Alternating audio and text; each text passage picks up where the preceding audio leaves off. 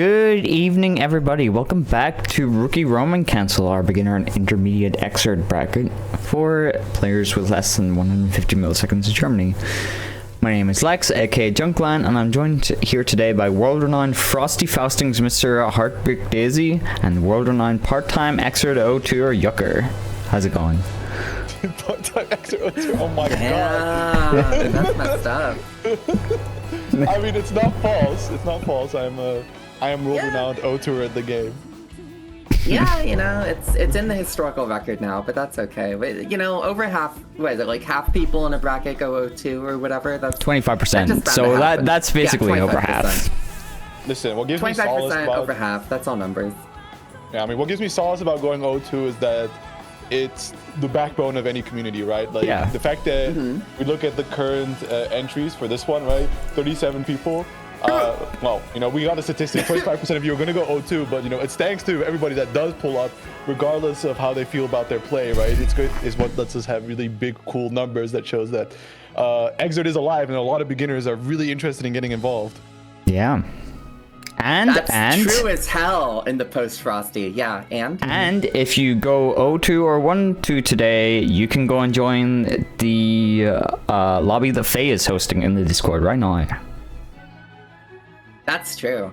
Yeah, Rookie Roman Cancel, keeping XRd beginner brackets alive and well. Shout outs to Faye for that, by the way, like graduating and then being like, I want to keep playing games. I want more people to play XRd. So yes, yeah, if folks go 02, 12 today, go join that beginner lobby, get some more games in. Keep having fun with XRd. Holy cow, we got so many people. We got Dirt in here. We got Dirt leaving. Get out of here. It's just like Frosty. Just keep bumping into people. What? We got dingas? We don't got dingas? Okay. Cool. Shit. Right. 37 people today. That's very exciting. I think everybody's fired up to play after Frosty, and we did see like a lot of people join the Discord after Frosty, actually. Yeah, I can only imagine like how much everyone's been repping about it, which I think it's like it's an unfortunate thing because I don't think we have a parallel to like the volume of people participating in XRd like Frosty's did in EU, let alone beginner people to be able to shill the server to. But you know, given the chance to, I'm sure there's EU warriors out there being like, hey, tap in. This is the beginner server. This is where you get your start. Yeah, I've seen it in the wild. Get into the group photo next year. That's right. Exactly. Okay, we've yapped enough. Let us get into the game here. Let's start yapping for the next 2 hours. Start yapping for the next. Oh my! I didn't turn on BGM. Hold up. That's kind of important. We don't want to be playing without BGM here. It's awesome. You can't be doing the Lex playlist. Yeah, this awesome XRd OST that I'm sick of. It's so awesome. I have it muted. Haha. It's so awesome. I've had it muted for the past 2 years.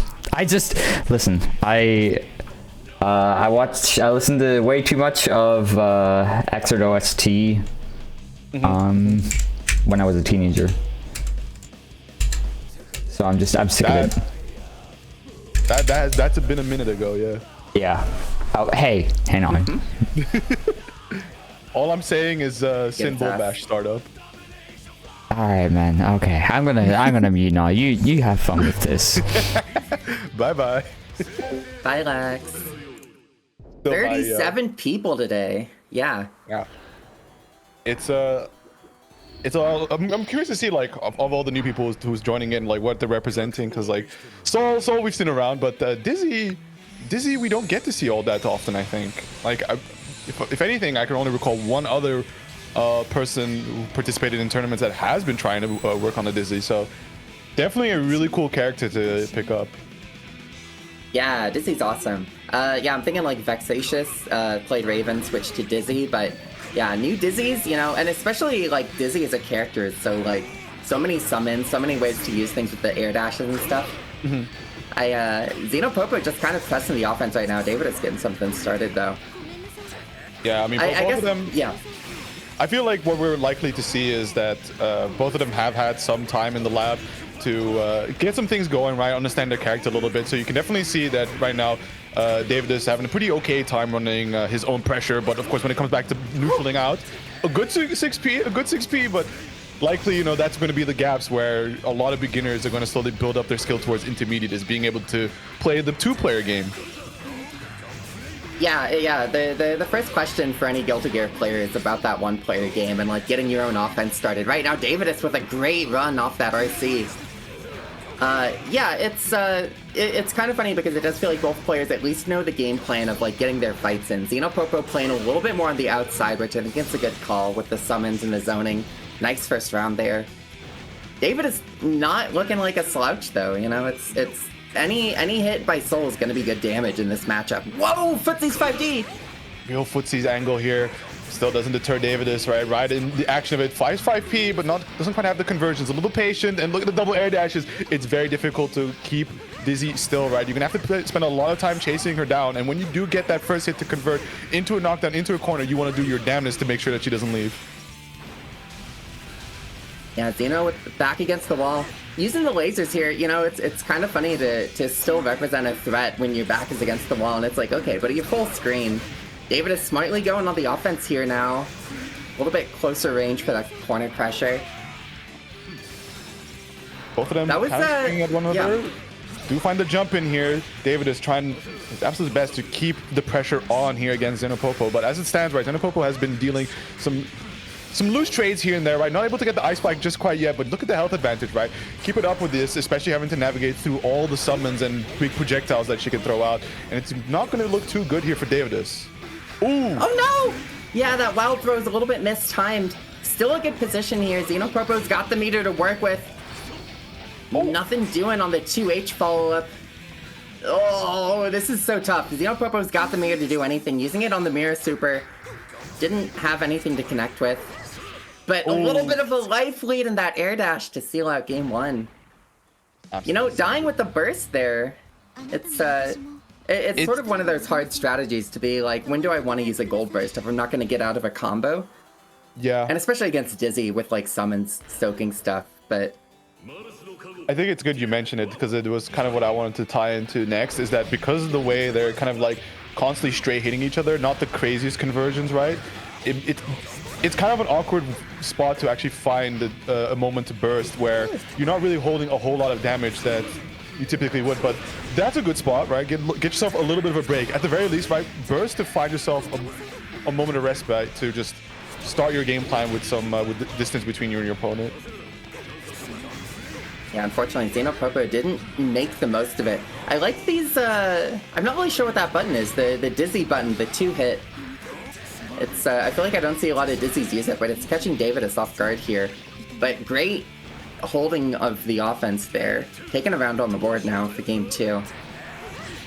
You know, and it's funny because Xeno's got the used that burst, lost the round, and still, like, with the soul damage, where you could see some pretty good chunks taken out, but right, good corner position right now. Ooh. A wild throw, very nicely done. Gonna keep it nice and simple, bend and bring them into the corner, but yeah, staple of the Xrd gameplay. You can't do your Oki too close to their face, otherwise you will get hit with the wake-up throw. Oh, Fish taking the hit of the right snap there. It's gonna be one of those things that you're gonna learn quickly why a lot of people get severely frustrated when dealing with Dizzy here, but Davidus just trying to force in, but the TK Ice Fish avoiding the wild throw there. My goodness. Yeah, so many great use of the summons right there. The Ice Spike holding it down. Xenopopo on set point now. It's, you know, the burst situation is really coming through. Like, Davidus just hasn't found a way to use the burst, and once again getting footsied up by that 5D. But in the way that Xenopopo is playing this zoning game and playing the far range game, Davidus doesn't really have a way to like escape a situation or get a gold burst out of something. Great punish on this burst though. Strong chance to make game 2, but just jumps out and gets nothing. Couple straight hits here, the conversion a little lacking, does avoid the ground viper, but not going to be bothered to chase down and get the punish going. Trying to play the keep away game for the time being. There's a lot of priority indeed on Dizzy maintaining this full screen distance to just summon out the pets. So at any cost, right, Davidus still has to make the approach despite the life advantage. Yeah, good position here. Oh, missed the wild throw again. 2D beating out the fish though. 2D, you know, Soul 2D, one of those great matchup buttons in just about any matchup. And the RC, but wasn't blocking long enough. Oh no, Davidus Where do you use the burst here? Any hit will do it? Oh! That was a great confirm by Xenopopo to just perfectly spaced and had a great 3-hit combo to close that out. Absolutely. It's a very good recovery overall in that round, right? It started off pretty rough, especially after the dirty firework burst, where David has had a really clean punish on it, but ultimately it came down to the previous factor that Dizzy can just set up so much stuff on the screen, like a lot of annoyance, that you do need to study up on how you make your approaches happen in Xrd, right? So just be able to navigate around these obstacles and then get in, and as always, just making sure to never let Dizzy leave the corner, because you've already seen just a glimpse of the mobility, right? The double air dash, a very unique aspect to her movement. Yeah, I was thinking the same thing. It's David was shown some great corner positioning of like trying to be aware, but at the same time Dizzy has such great corner escape potential with like a super jump, double air dash, leave the situation. And it seemed like David just wasn't quite ready for how badly he needed to keep Dizzy locked down. But great effort. I mean, that was, you know, it's had the damage, had the confirms, had some of the corners, but I think Xenopopo just played a little bit too slippery. Yeah, and if there's one thing you shouldn't be worried about too much is sort of the anxiety of being on stream and the worry that people will, you know, just critique your play, because they will, but it's important that you actually tap into that, because there's a lot of people that have been here for a minute, and even in the server there isn't necessarily only beginners, right? There's some very experienced veterans hovering around. So having your game being on stream means you have recorded footage for which people can help you walk through what to do next, right? Even if you won, even if you lost, there's just feedback to go around to make sure you get sent in the right directions without having to spend a lot of time stumbling yourself to inevitably end up in that general vicinity. Stream matches are also like kind of a fun time capsule where it's like you can, if you get to look back on it a year from now and you're like, dang, what was I doing? Or, you know, you get to really see the growth. It's I've got a footage from Frosty 2019 that I look back on and I'm like, why so many 5Ds? What was I doing? I got my very first fighting game win ever, like recorded somewhere deep on my YouTube. It was in Street Fighter 5. Yeah, awesome. All right, so this is Kaminaya versus Glow. So another Faust player. We've been slowly losing these because they've been graduating. Yeah, the ecosystem has been begging for a new Faust, and Faust is an awesome character too. Just great damage. Not really sure how this matchup goes because the Raven Guts could really come into a factor. They're sort of contesting neutral, and so far Kaminaya, well, you know, the life totals aren't that different, and with the excitement right now, Glow could make this up pretty quickly. Unless. Oh, certainly. I think the main thing that Kaminaya has to worry about against Faust is just how good this character is at anti-airing. Not like let alone having a stellar 6p, but just a lot of normals built to just slap you out from the sky. But of course, you mentioned the JD, and especially when you can play a keep away game like this, you're in a decent position to just close out the round nice and comfortably. Both players hang on to their burst. Yeah, not a lot of offense from Glow so far. It's, wow, just getting out footsied at round start though. That's unfortunate. 2H nothing doing. Raven a little bit too airborne for that. Oh, nice pogo. Yeah, it's kind of hard because I feel like a lot of times you gotta answer the glide against Ravens. Like right there, the item didn't help. Well, never mind. The mini Faust saving in the end. This is kind of all Kaminaya right now.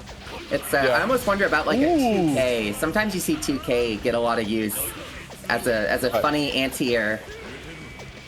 Oh, like, certainly, yeah. Oh wow, getting the punish there on the scalp or on the far slash there.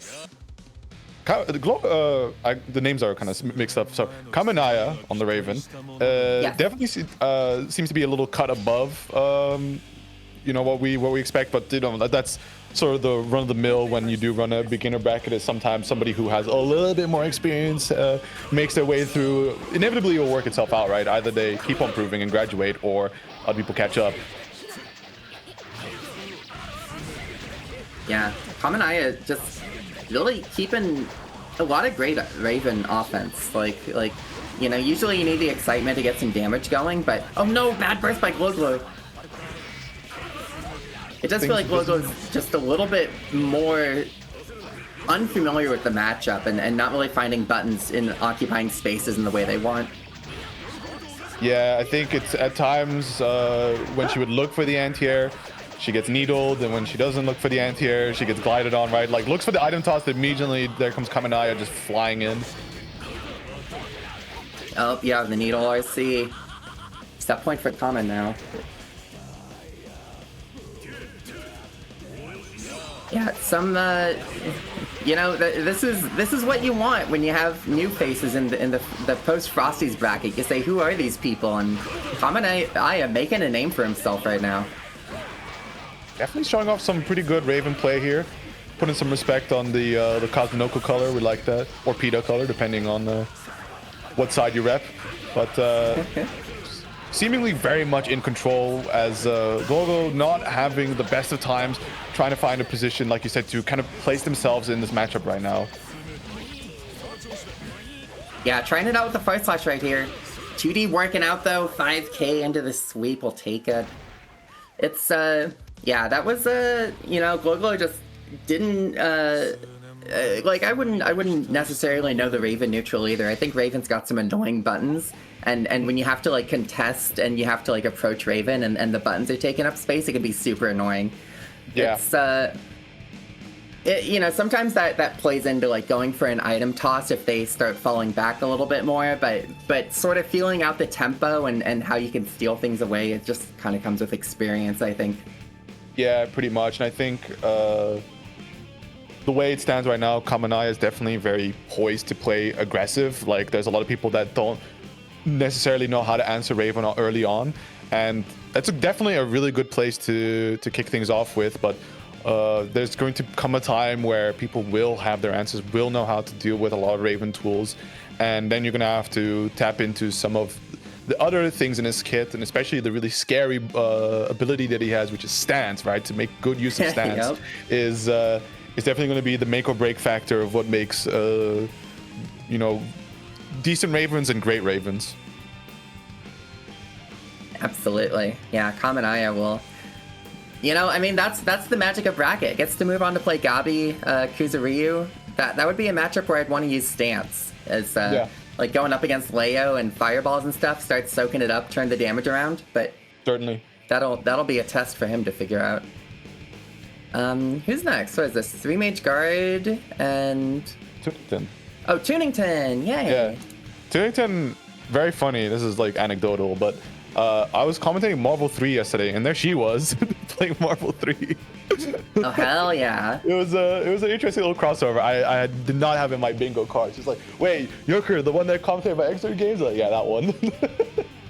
That's so awesome.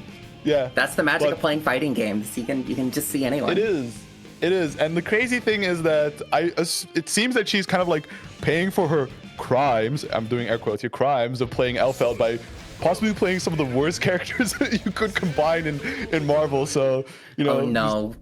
Clock in for work in Xrd and then go have some fun in Marvel. I see how it is. This hats off. Wait, to that. Wait, what's the team? What's the team? Oh my god, what was it now? It was like, I think Deadpool was involved. Oh no. Was it Hysenko? I feel like it was. I might. Okay. But there was somebody who was playing like Phoenix, Hysenko, and then Deadpool. I think, which is like it has a through line, but it's not like it can fall apart. Yeah, yeah, that's a team that will fall apart, I think. Yeah. Okay, go. It's so far 3 Mage Guard on the offense. Oh, but the corner position for Tunington and wins the burst. Oh no. Neither player with a good burst at the start of game 1. And Tunington, 3 Mage Guard didn't respect the Pineberry there. Yeah, that's going to be one of those things where yeah, there's a bunch of resets. Pineberry to also just hold you still. Elfeld's definitely one of those characters that's like, welcome to Xrd, this is what it's all about. And you start getting involved a little bit more, looking to figure out how do you beat this Elfeld character, and they go like, well, there's a Google document about one of her stances that you have to learn and memorize, so have fun with that. Wow, the bridal beat in the Grand Viper there is so awesome. Yeah, thankfully we haven't really seen the shotgun stance so far. It's kind of just all been Elfeld buttons, which is a character document of its own. Oh, Exactly. wake up I mean, super. It's nice for Watch Guard here that the shotgun stance has been represented, but it also just shows that there's a lot of room still for Tunington to improve with, and she can tap into some really scary stuff for Alpha. But as it stands right now, we got guarded. Trying to find that last touch. Ooh. Oh no! Oh, there's a shotgun! Oh my god! Uh-oh, your chip damage, you gotta watch out. I like that 2D. Yeah, Grand Viper to get out. Still alive, but losing the burst on that round, pretty unfortunate. Something that Tunington will take to the bank laughing. Over 6H. Yeah, absolutely. Oh, OTG, time to punish. There it is, very nicely done. Good setup, set the Pineberry. Yeah, I gotta hold this pressure. Oh, we mashed. Nice mash. A lot of Grand Vipers working out for 3-Mage so far. Ground Vipers is one of those moves that you have to be prescient about, that's something that Soul could do to threaten the low approach, and Right. yeah, you can't just be pressing big buttons that are easy for people to get underneath, especially Soul, who at times can run under projectiles. That's just, how Daisuke's favorite golden boy works. Yeah, the protagonist armor, he deserves it. Good survival by 3-Mage there. Tunington was looking alive, but it's all the offense was working out for 3-Mage guard that time. It's kind of funny, some of the 5H is not working out because of stuff like Grand Viper, 2D, like the stuff that whiffs on crouchers, or 5H whiffing on crouchers, and Soul's got a lot of buttons to go under it. Something Tunington's got to watch out for, I think, is the 5H mashing. Whoa! Oh? Especially with the counter hit started.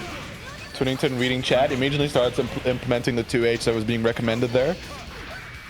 Oh, tried to go for tick throws, but didn't quite work out. 6P, unfortunately a little too early there, but does set up nicely for the ground throw. Keep the pressure running. Red RC wants to just keep getting in there, but the 5H, the Blickinator does connect, and once more, but doesn't combo into the Bridal Express, and immediately we see 3-Mage guard back with the punish. Tunington with the American spirit mashing all these 5H shots. Yum. But unfortunately, oh, never mind. The super actually did connect on something there. Getting a good chunk of health back here, but any kind of DP is going to do it for 3-Mage. Oh, 2H! Oh. But too close and gets thrown. Gotta watch the chip damage here. Tunington, punish time. Is it a kill? No. Oh, the KD, it's so chunky in the damage it does. Wow, that was a great punish there. And immediately goes for the round start. That's ballsy. It's I mean, that's how Soul goes, right? Like, he has a lot of fun specials to press, and unfortunately growing up and maturing is realizing that they're not always constantly usable. Yeah. Sometimes you gotta break them out like the fine china. Yeah. Uh-oh, Grand Viper has to RC it. Oh, good hit on the riot stamp. Burst out here. Watch out for that Pineberry. Oh, it's actually too far. Yeah, but the red RC kill? here, we're gonna find a similar kill. No, not quite, but look at the setup. It's kind of bleak, and yeah, just the overhead into the shotgun pool explosion. Tunington, putting one on the board there. A game apiece. Yes, a couple of solid alpha rounds there for game 2. Not letting 3-Mage guard get any of that, any of the gameplay started. Just keep it locked down, keep it tight, keep them guessing with the 6P overhead. That's it's so messed up. Oh! Yeah. Deploy the Pineberry, free approach. We like that. Look at that. Yeah, TK Bridal Express does have some funky frame data to it, but gets thrown out of the S attempt there on the shotgun stance, and I'm just holding gun flames. Both players not really finishing their food, allowing for the other to trade places. One man tier there on the break, excuse me. And now CQC. Caught you blocking. 100 meter here. It's kind of like you could expend resources to try to go for a kill here. It looks like, oh, Tunington doesn't even get the knockdown. This is a big chance for 3-Mage, but just lets it go. Oh. A little deeper on the Genoverse, but we do it again. It worked! The chip damage! Fantastic. Yeah, you gotta learn very quickly that you gotta respect some of these chip damage specials and supers. So be ready to spend that meter to try and survive a little longer. Alright, respecting so far. Oh, the riot stamp. Tunington just showing a lot of just kind of very casual blocking. Nothing, no FD, no IB. But finds her opening here. And, being able to get out with that much risk and not have to pay for it is a pretty big win. But 3Mage trying to stay alive here. Right stamp off the corner. Bit of a chance. Nice blitz, but holds it too long. Oh my god, the ground viper doesn't get the punish though, unfortunately. It's been so consistent with that one, but this time she doesn't quite hit the mark, though the Pineberry getting a little cross up going there as well, as if the meaty wasn't enough, and strength the unblockable, but once again, ground viper just making himself prescient here. Just want to RC for a little bit of an extension. Quick YRC Gunflame, and there's the tick throw into the wall throw. Nice. Patience to try and burst bait, but we can see as well Tunington hanging on to it a little longer. Yeah, pretty fortunate burst by Tunington. Have to see if the hero burst works out at this point. The 5H catches the Riot Stamp. This is a tight spot for 3Mage. Has to keep adjusting the scope so we don't get the unblockable here. 25 meter. Block on the bringer. RC gets the low. Tunington's still in this. Oh, No, sent it! Where's the punish? No. That's an unfortunate fumble there.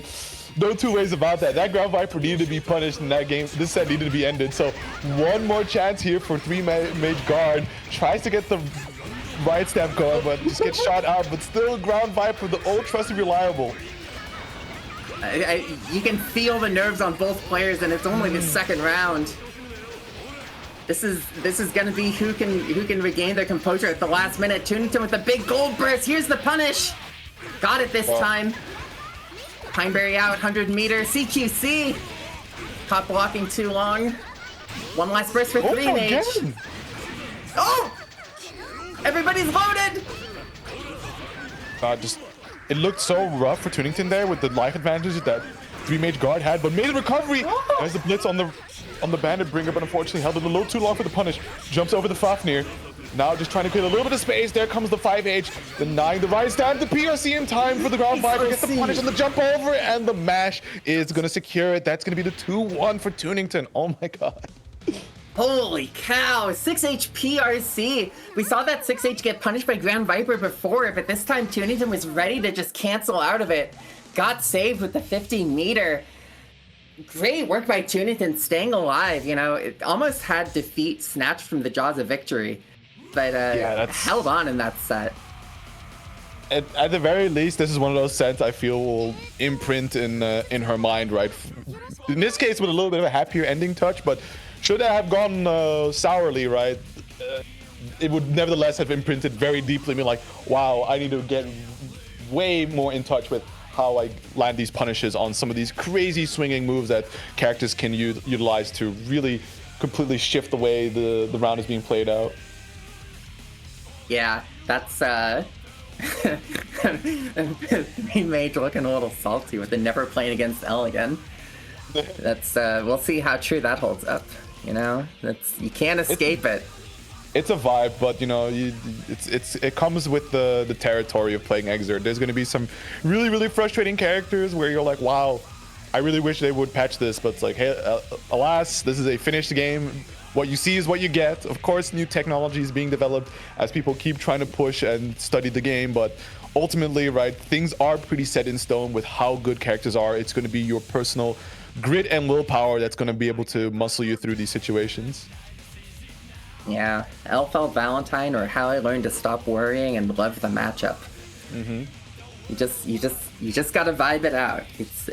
It's you know, it was a good effort. I mean, that was a great set by both players, yeah. and especially like when you know, it's like you can be salty about the Elfeld thing, but sometimes there was a lot of overcommittal moves that were getting punished by Tunington near the end, right? Like the Grand Vipers, the Riot Stamps were getting shot down by the 5Hs. Yeah. It's not going to be a bad matchup. It's a lot of room to grow. I think there's a lot of room for Salt to play in. Something I wanted to touch upon quickly, which you mentioned regarding as an observation to Tunington's blocking style.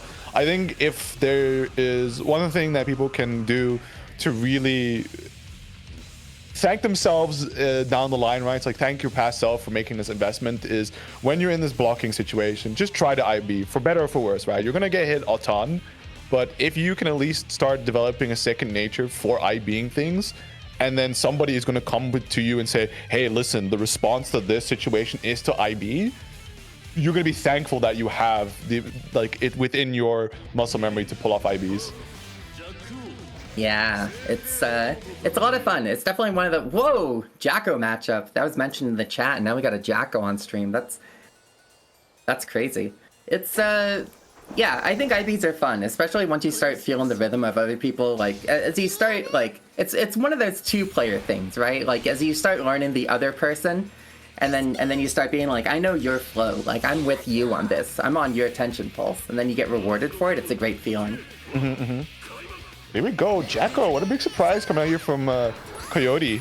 So definitely a character we don't see enough, or if at all. Right? I think there's genuinely maybe less than a handful of players that play Jacko in Europe at least. Yeah, this I mean, it's kind of an uncommon matchup. It's you know, a lot of unconventional things. We haven't really seen the gameplay get started with the houses.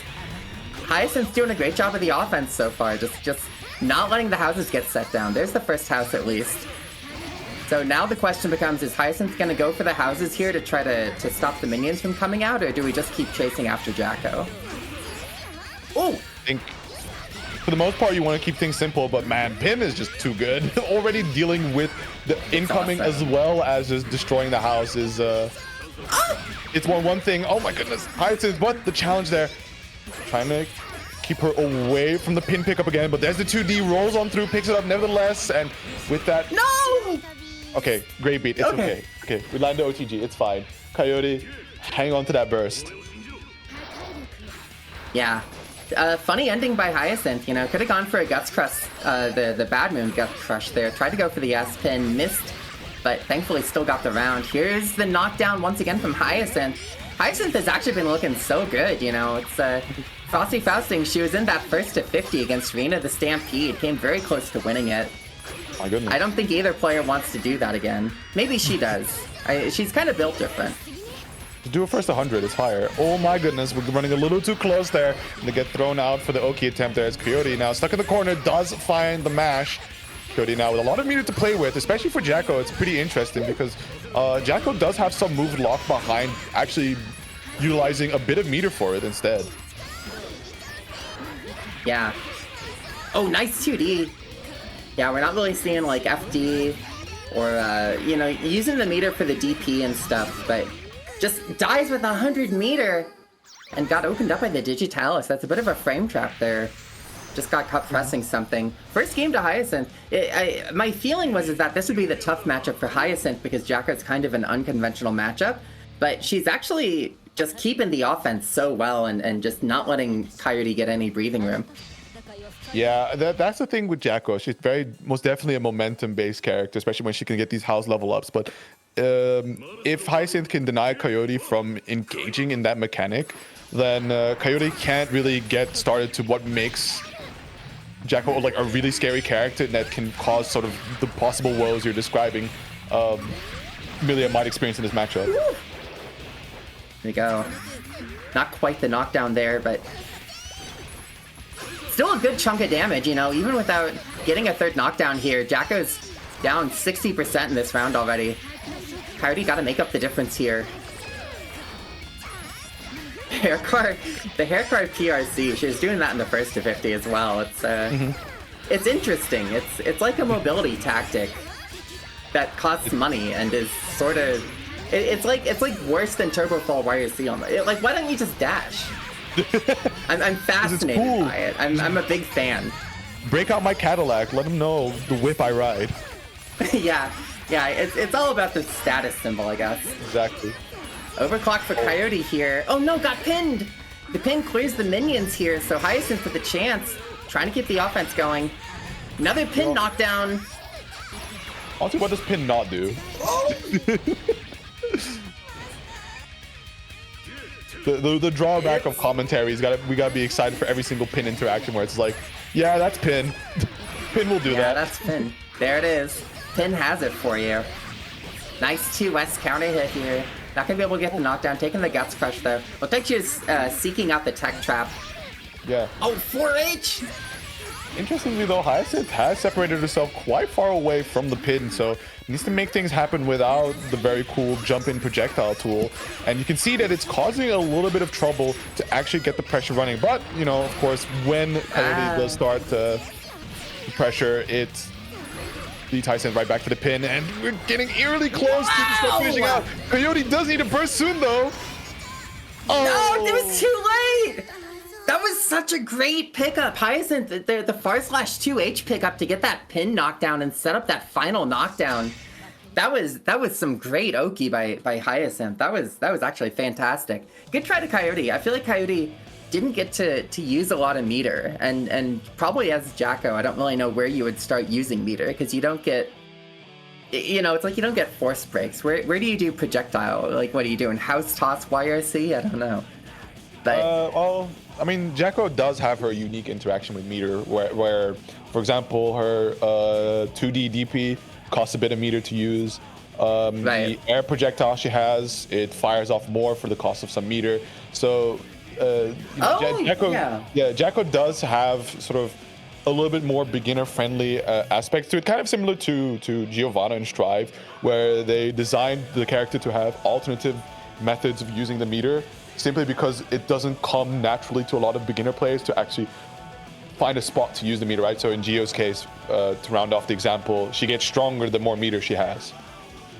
Right, but it's yeah, that fireball, the fireball's a good shout, because I do think that's a great way to control space. When Milia's like trying to do all this airborne stuff and hop around floopsy-loo or whatever, just having the fireball to like force her to block or get hit by something, maybe something to consider in the next set. Another Milia against Cooper. Green Lightning just shot out my phone. The unfortunate consequence of the Frosty's hype is that the Milia players decide to play the game again. I'm kidding. We welcome you. Just not the pin. Leave that at home. Oh my god, what an anti-air though. That's some crazy stuff there. Knockdown. Look at the pin. We're trying to throw, but there's a little bit of distance kept away. Oh, Digitalis, I see. Gonna get put into the other corner here. Slap's on some great offense so far. This matchup's a little bit even for Milia. Wow, nice knockdown as well, actually. That was a fantastic round. Had some great air combos to close that out. It's you know, typically like with the way that Soul can get like air knockdowns at mid-screen, this is a bit of a scary matchup. If Cooper gets the touch on Milia, it's gonna be a problem. But first you must catch her, as they say. That's how it goes, but you know, at the very least, right, you can do something similar to Milia, which is you have projectile Oki, which means that it's going to be a really tough time for a lot of characters to actually escape from. But man, look at the pin doing so much work, the air dashing around, just naturally avoiding. But the JP still, Cooper finding some approaches, but I didn't bring her any later, and that could have been a pretty big disaster. But hasn't stopped Cooper yet from just interacting, waking up, trying to make himself present in this matchup, and just look at them go. Yeah, actually, well, so Slap had such a great punish. We're seeing the IBs here. Can't get the knockdown that time. But the IBs and then catching the bandit follow-up is such a big, valuable part of the matchup to just not let anything happen. But, oh, right there, Slap getting caught by a bit of a matchup knowledge thing. You can do /2H on a lot of the casts. We saw it happen in that last matchup versus Jacko, but characters like Soul, Slayer, the couple others, you can't actually get the /2H there, so gotta be a little bit more mindful of how you get those pickups. Right. Ooh, unfortunately get the knockdown there. Still does get away for trying to set up the disc, but immediately to the 5H press. Cooper is really looking for these ground throws here on Wake Up, but the spacing by Slap is strong enough to just avoid these situations. Ooh. Yeah, Slap doing a great control of the neutral here. What a great pickup here. Knockdown, this will be guess for game. Cooper says, no, I'll DP. DPing without the meter there. Honestly, I mean, take the bet sometimes. Still a great position for Slap at least. Too close, getting thrown here. 50 meter, no dead angle. Just gets hopped around with the JH and closes it out for game one. I think Cooper's looking for the wake up throw a little too much. It did work out at the very end, right? Everyone gets one. But unfortunately, Milia's is one of those characters that you're just gonna have to hold that for a little bit. And try and figure out how you're going to survive her next mix, because you know that's what she's all about, right? She's going to blenderize you until you die, and then the trade-off is she's a pixie character, so especially with Soul's damage, land yourself a good hit and you can immediately see the damage just ramping up, all that hard work equalizing. Yeah. Slap is doing such a good job of just getting out of the pressure strings, like finding the exact time to get out of these things. Like Cooper goes for a gun flame and Slap is just nowhere on the ground. Another great air confirm, gets the touch here. Set point for Slap now. Got the touch, you got the power. I mean, it's looking like it. Cooper's got to transform something here if he wants to stay alive in this set. Ooh! Good A throw. little too high on that jump in there. Still, though, able to just escape the gun flame pressure as both of them are just dancing around. You're seeing Cooper throwing out that fantastic JH, right? For some reason, Daisuke, zero frames of recovery. It's the protagonist buff. He needs it. And Daisuke just voiced his own character. This character is just a dead-ass self-insert. Yeah, and he's cool. Yes. Okay, using the RC here. Cooper gonna burst out, trying to stay alive here. Something I'm sort of interested. Cooper's doing a lot of these combos and going into a DP ender. A lot of times when I'm playing Souls, I will see them go for the revolver as like a bandit revolver air combo ender to like push them into the corner, and especially against Milia, not giving them that room to breathe. But Cooper's still alive here. Yeah. Yeah, like the Volcanic Viper ender is definitely, I think, might be a holdover from something else, a different game for sure, because you are right with Bandit Revolver being like the go-to knockdown ender, especially in the mid-screen for the corner carry. Oh my god, 2D, it's so good! Yeah, good chance for Cooper here, but Slap jumping out. Oh, nice RC! Punish here. Goes low. Trying the garden setup here. Cooper in a tight spot, gets hit by the 2S, but the ball wasn't totally active. He's shaking out with the DP, the burst to deny the pressure there. Slap is down to that last touch here, and Cooper with a bit of health left can find a way to close out, but not with that burst, and I think, unfortunately, that is going to cost him. And Slap is going to take it 2-0. What a tragic burst right there. Yeah, that last touch, Slap had it. I don't even know where you'd want to burst there. Probably burst as soon as possible, but it can be scary because, the question becomes like, are they going to bait it or not? But unfortunately, waiting at the very end there, as soon as the higher up you go in the combo, and then the burst is going to kick you up higher, you kind of put yourself in a very bad position the higher the combo goes. I think it's not only a case of like, I think it's just very hard to burst because, for anybody that is unfamiliar with the theory, the average person is going to confirm things in 2 hits, right? It's either going to be their combo or the fact that they are getting hit, or if they're doing, if their move ended up getting blocked and such. So the same thing goes for in a very hectic situation. You're moving around very fast and suddenly you get hit. It doesn't really register until the second one, and by that point, a lot of the times it's too late for the burst. Whereas I think just then, when Slap went for the jump cancel, that was your time to burst. If it didn't get baited, but it's all if. Yeah, it really does come down to if. Like you start having to be like, if I done this, and what were they thinking? What should I have done? Right. I think that's one of my favorite things about Xrd is that diversity of expression. Is you have a lot of little points of articulation where you can ask yourself, what if I done this instead? What if I bursted earlier? Stuff like that. Yeah, certainly. But at some point you do just have to put all cards down, right? Take the bet and make a final decision. But here we go. Safia versus Flow State, 2 veterans of the scene. So we've had a lovely time seeing all the newcomers to the server. But now, time for some old heads. Yeah, Safia and Flow State. Neither player. Is Safia one of those people who, in my mind, was at Frosty because she just like a presence like that, but was not at Frosty Faustings? Oh my. Heartbreaking. And neither player holding a fish as well. This is a good first round by Flow State. Absolutely. Flow State as well, small shout outs, right? 'Cause this was a stellar round. Showing up to Salties, right? So for anybody that doesn't know, Salty EU, bi-weekly on Tuesdays. That's where the big dogs hang. So if you want to really just test your mettle, do turn up. And Flow State consistently been showing up for that. Yeah, that's awesome. Definitely going into those open brackets, that's, in my mind, that is the dream after Rookie Roman cancels, Right. is to play with the big dogs and tussle a bit. But you don't have to graduate Rookie Roman cancel to do that. Like, you can just pull up and play games with anyone at any time. Where? In the That's parking right. lot, in the toilet. Just play Xrd. Play exit on the God. laptop setup. Ooh. Zafia trying to get the some blocks. offense started here. Nice blocks by Flow State. Oh, plus frames. Just decide to get the stun edge out there, but what is 6P? Unfortunately, the spacing not right. It doesn't No go for the punish? punish there. Yeah, crazy work, but Safi nevertheless finds another hit, keeps the pressure running, a little wire C-schmicks, and yeah, the double hop, so scary to deal with here against Aino. And there's another one. Going for the knockdown. Keep guessing. Do we get the knockdown? No, missed that last HCL.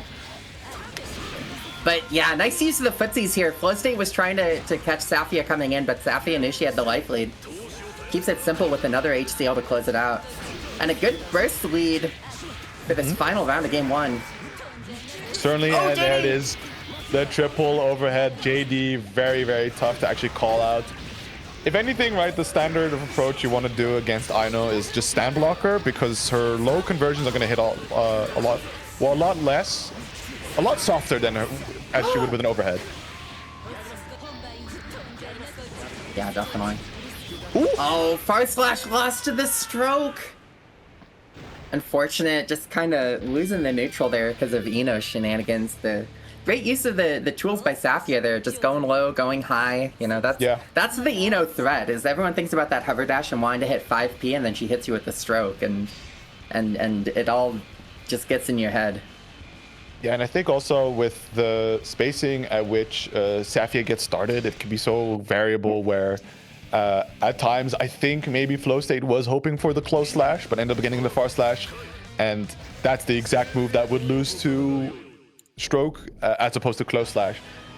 In general, I would say just rely on your 2S there as Kai. Yeah, there you go.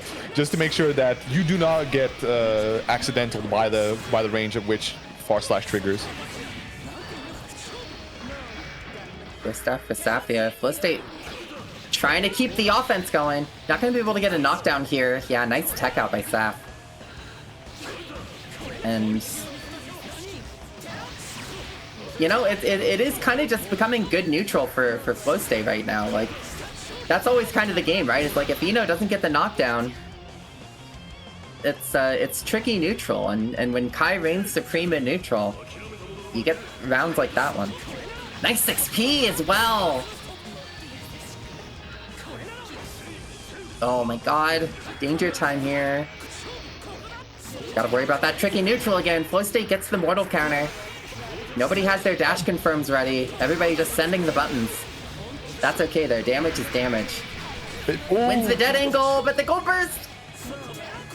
Especially with the RC, like I do like the idea of dead angling when you're just holding a multi-hit projectile as your opponent's preparing their mix, because they're not fully prepared to actually block out what's coming.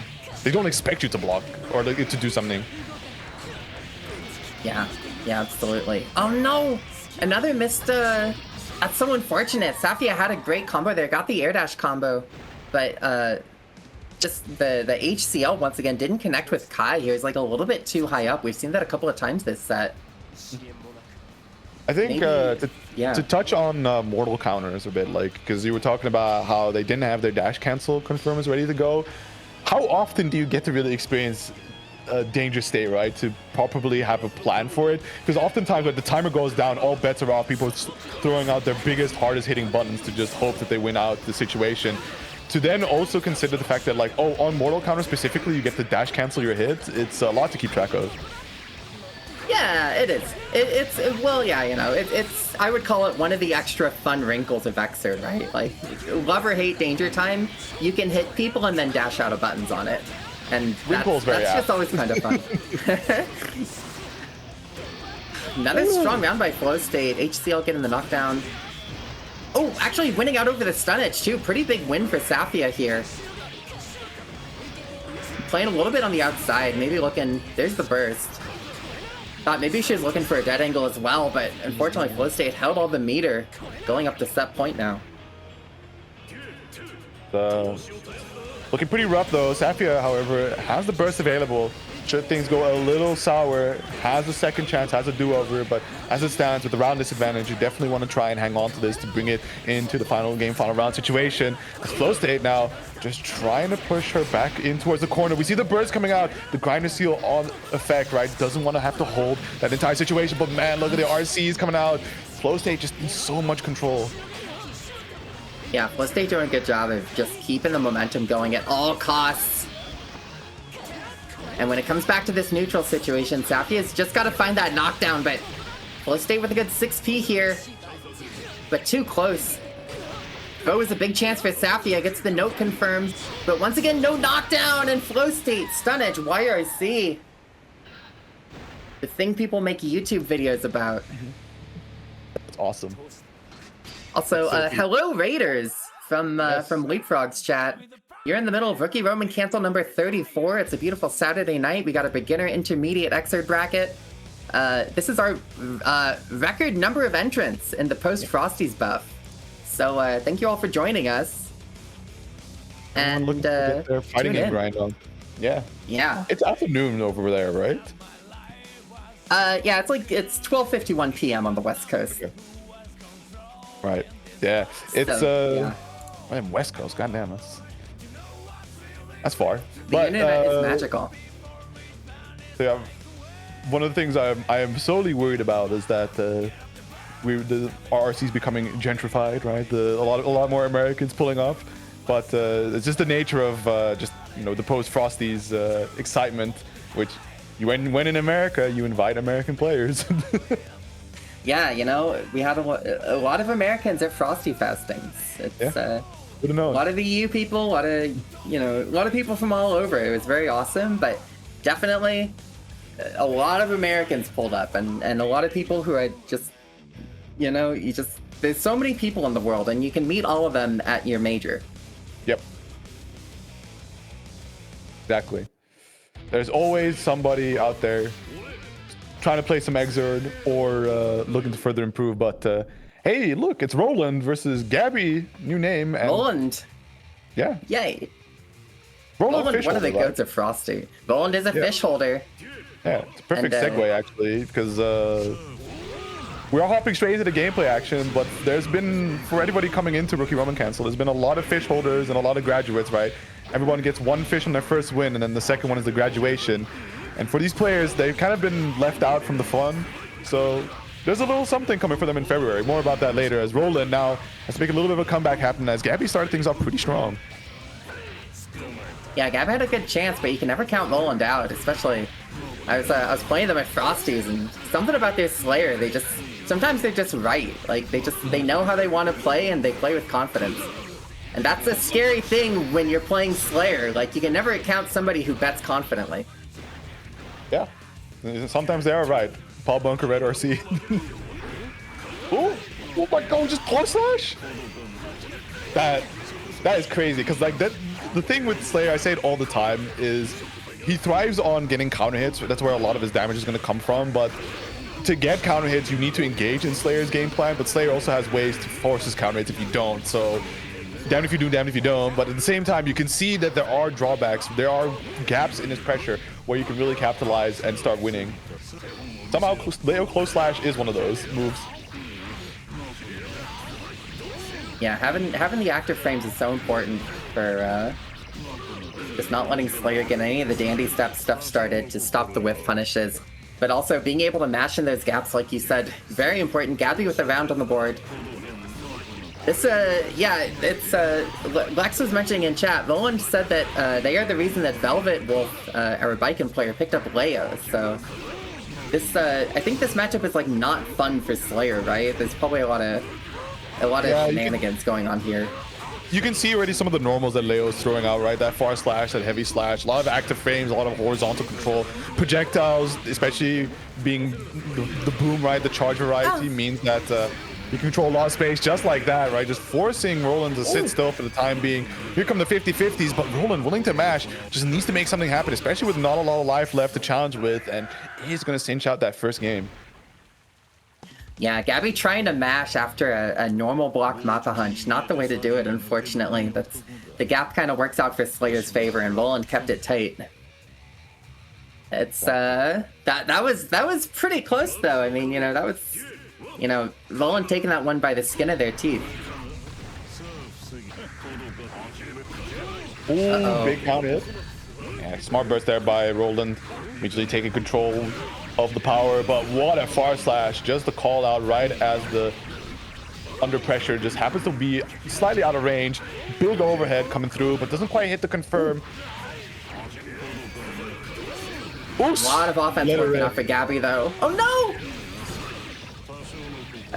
Didn't make the most of that RC, but thankfully it still works out. Like some resetty spaghettis. True. There we go. It's in the active games we're talking about. Yep. It's all cross-ups from here. 6H crosswise. Roland with a bit of a fighting chance here, but the flash kick once again beating that 6K. Gabby with a 100-meter. This will be guess for game. Yeah, and just gets crossed up. I respect it. That's definitely one of the more frustrating things.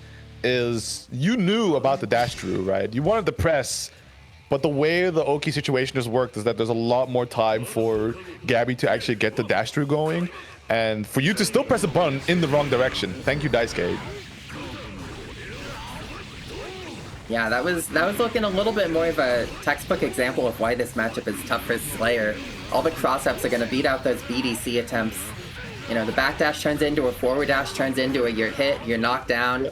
Oh. You're going to go to the next round, you're going to get the green RC. Yeah, oh, it's still back in the action. Back turn S of Eternity. Okay. Oh, Roland's awake. Bates out a flash kick. We're just going to go for the burst, try to keep rolling in the corner, but tech button's working out pretty nicely here, and the Helter Skelter hitting just right. The RC as well to just get a lot more damage rolling. And Roland, what a dash through on the 2S, and there's the fourth counter hit. Wow, the time stone really worked out for Roland right there. Set point for Roland now. Gabby without burst has to work a little bit. JK winning the burst out from Roland. Ooh. Oh, can't get the combo. Tried to bait something. Roland, so patient. Doesn't bite on the parry, but also doesn't do anything afterwards. There's a good mash. Biting. It is pushing the damage as far as possible. The burst is back up for Gabby, but as it stands, right? Oh my god, just a little air throw. Reset the dash through. I can do it as well. But then you do run the risk, right? The burst comes out. The 5D obscured by the projectile. Unfortunately, doesn't get the 5H to bring it back down to the ground, but the Berserker Slash is going to run right through down to the final mix. No, we're going to spend the RC just to get that kill going around a piece. Final game, final round, but look at the burst gauge situation. Roland in a much more comfortable position.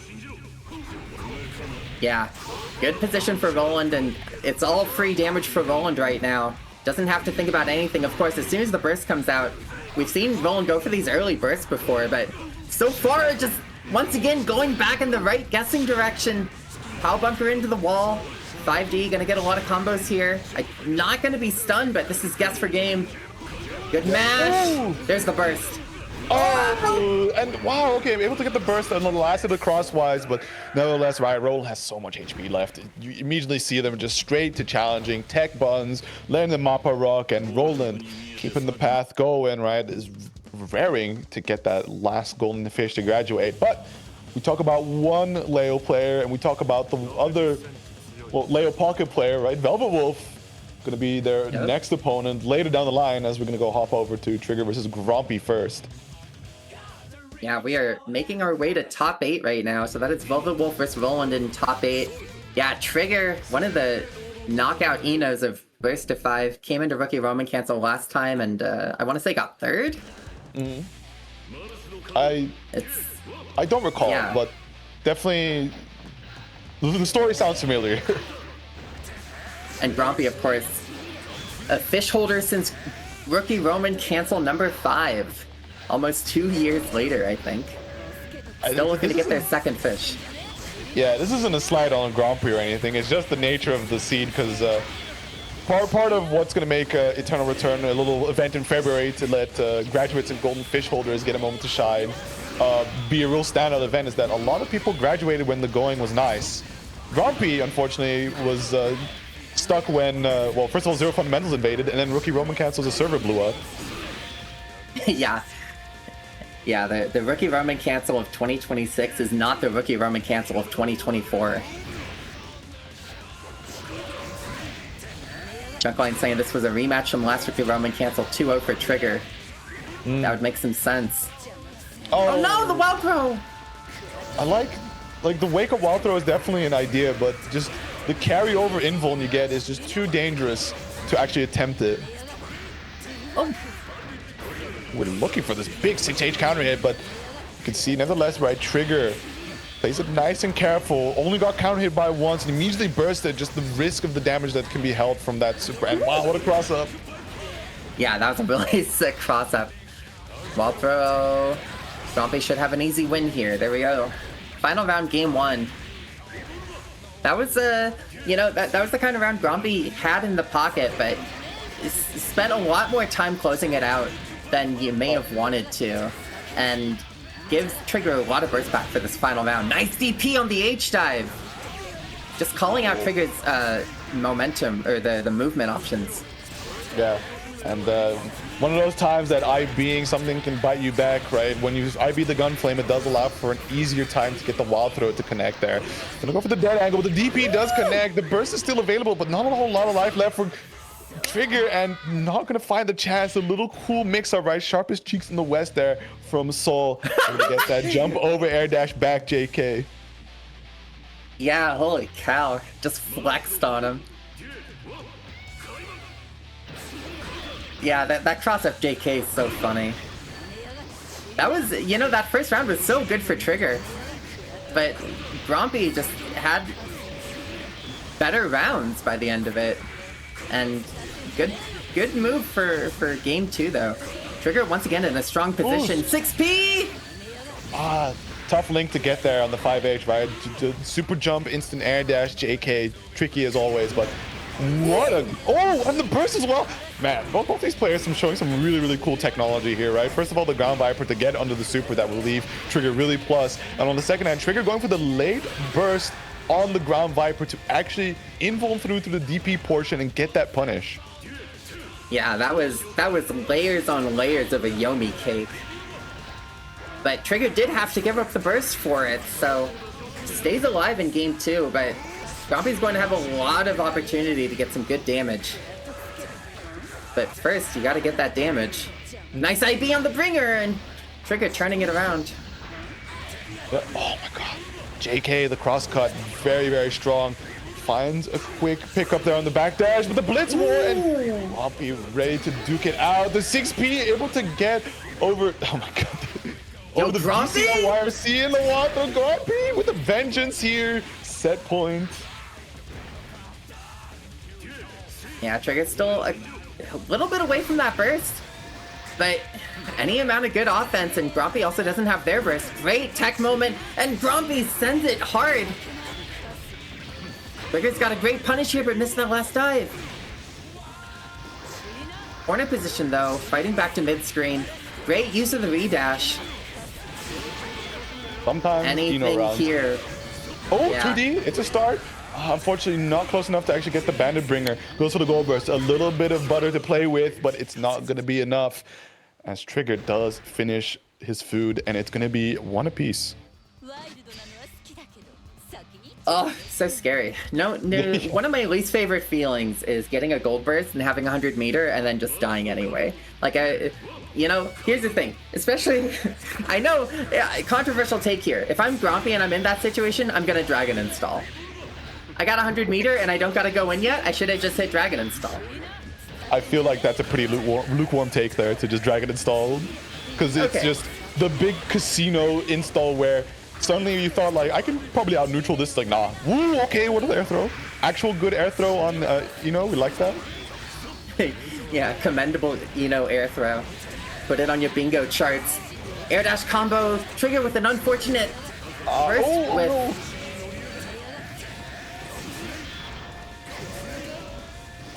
A little teabag, we like that. Blocks the cross up. Eh? Tries to go for the throw, but 6H just gets blocked in the end.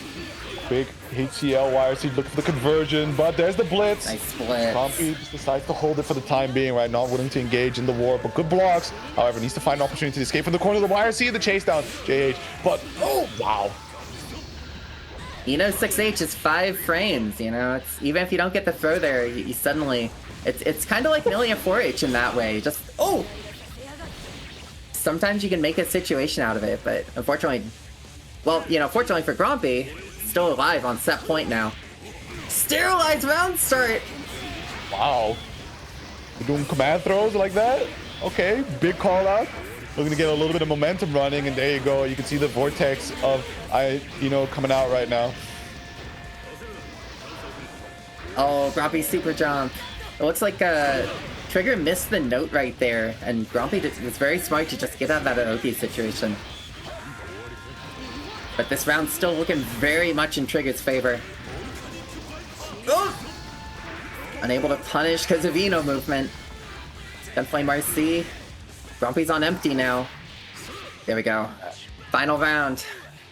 It's an eco round, right? Get the burst back. Final game, final round. Trigger also not too far off from his own burst, but Grumpy definitely needs to stem the bleeding. We've seen Trigger really just run away with entire rounds just off of the Ino Vortex, but now things are looking pretty solid here for Grumpy. Just a little apprehensive. Does open up a bit of space here for Trigger to get things started.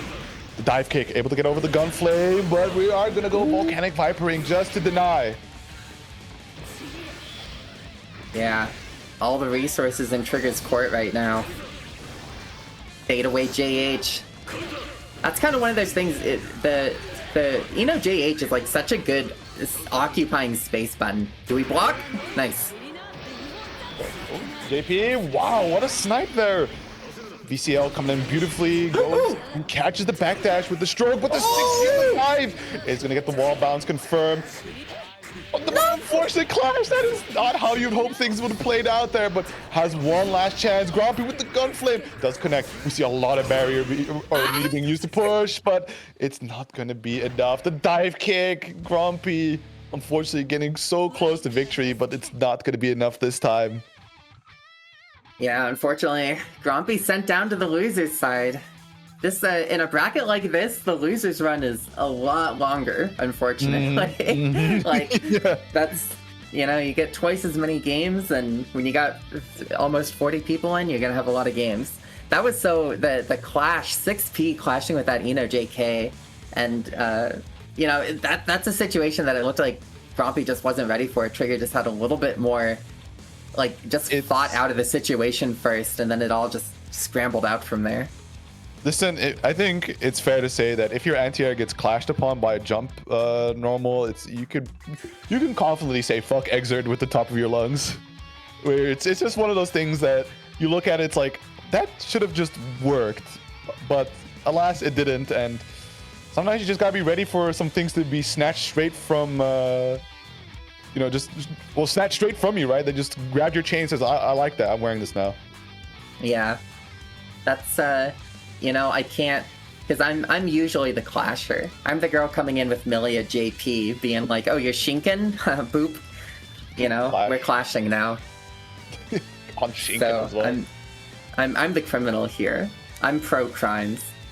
We need to fund Coom players, we need to create a charity for them to buy new monitors after they punch a hole through it every time their Shinken gets clashed on.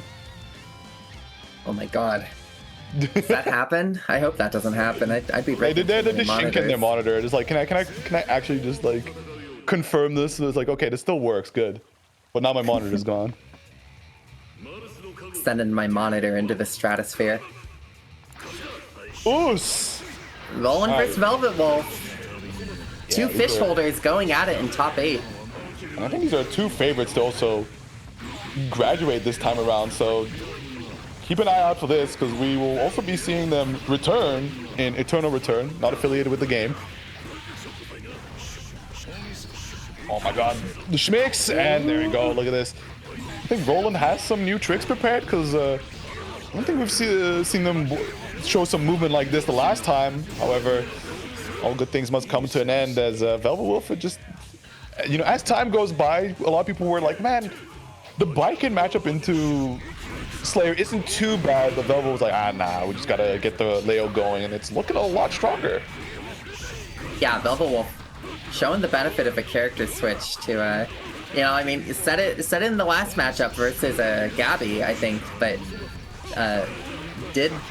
Velvet Wolf did learn Leo because of the Voland matchup, so presumably has a lot of tricks prepared. We did see Voland try to go for that blitz in the first round, but it was kind of just a small trick and not too much reward. Voland with a small touch here, but can't get anything after that 6H. Should be able to close it here. Nice. It's a really cool stanky leg. I was surprised it didn't convert, but nevertheless, in charge, in control. The burst situation, though, far more in Velvet Wolf's favor. And wow, just a 5K whiff into the close slash. Look at the chase down, trying to make sure that Roland doesn't get the dash away for free, but we can see that Roland is keeping the pressure, the game plan nice and esoteric, constantly dashing through and just being where Velvet Wolf least expects him. Yeah. The flash kick charges are really coming out for Velvet Wolf right now, but the bites working out for Roland. Nobody ready with the stagger mash. Crosswise here. Roland's got 15 meter. Not quite enough to kill, but one last guess. Nice blitz! And oh! Holy cow. Counter blitz doesn't get hit. Mash anyways. That's one of the... That's just kind of a Blitz War situation. Like, they let you hold it long enough to get mashed on. Like, what's up with that? That is some nerves of steel moment to find the moment to mash as the shield expires and the hit comes out. Kudos there to Roland as they're kicking things off nice and strong. Baits out the burst, but doesn't quite get the JD there for the knockdown. So an opportunity here, and a lot of IBs hoping to create some slight gap to take control back. Okay, Eternal Wings. Of course, Rookie Roman cancel Eternal Wings, February 21st. All the graduates and the first-time fish holders coming back. Velvet Wolf around on the board.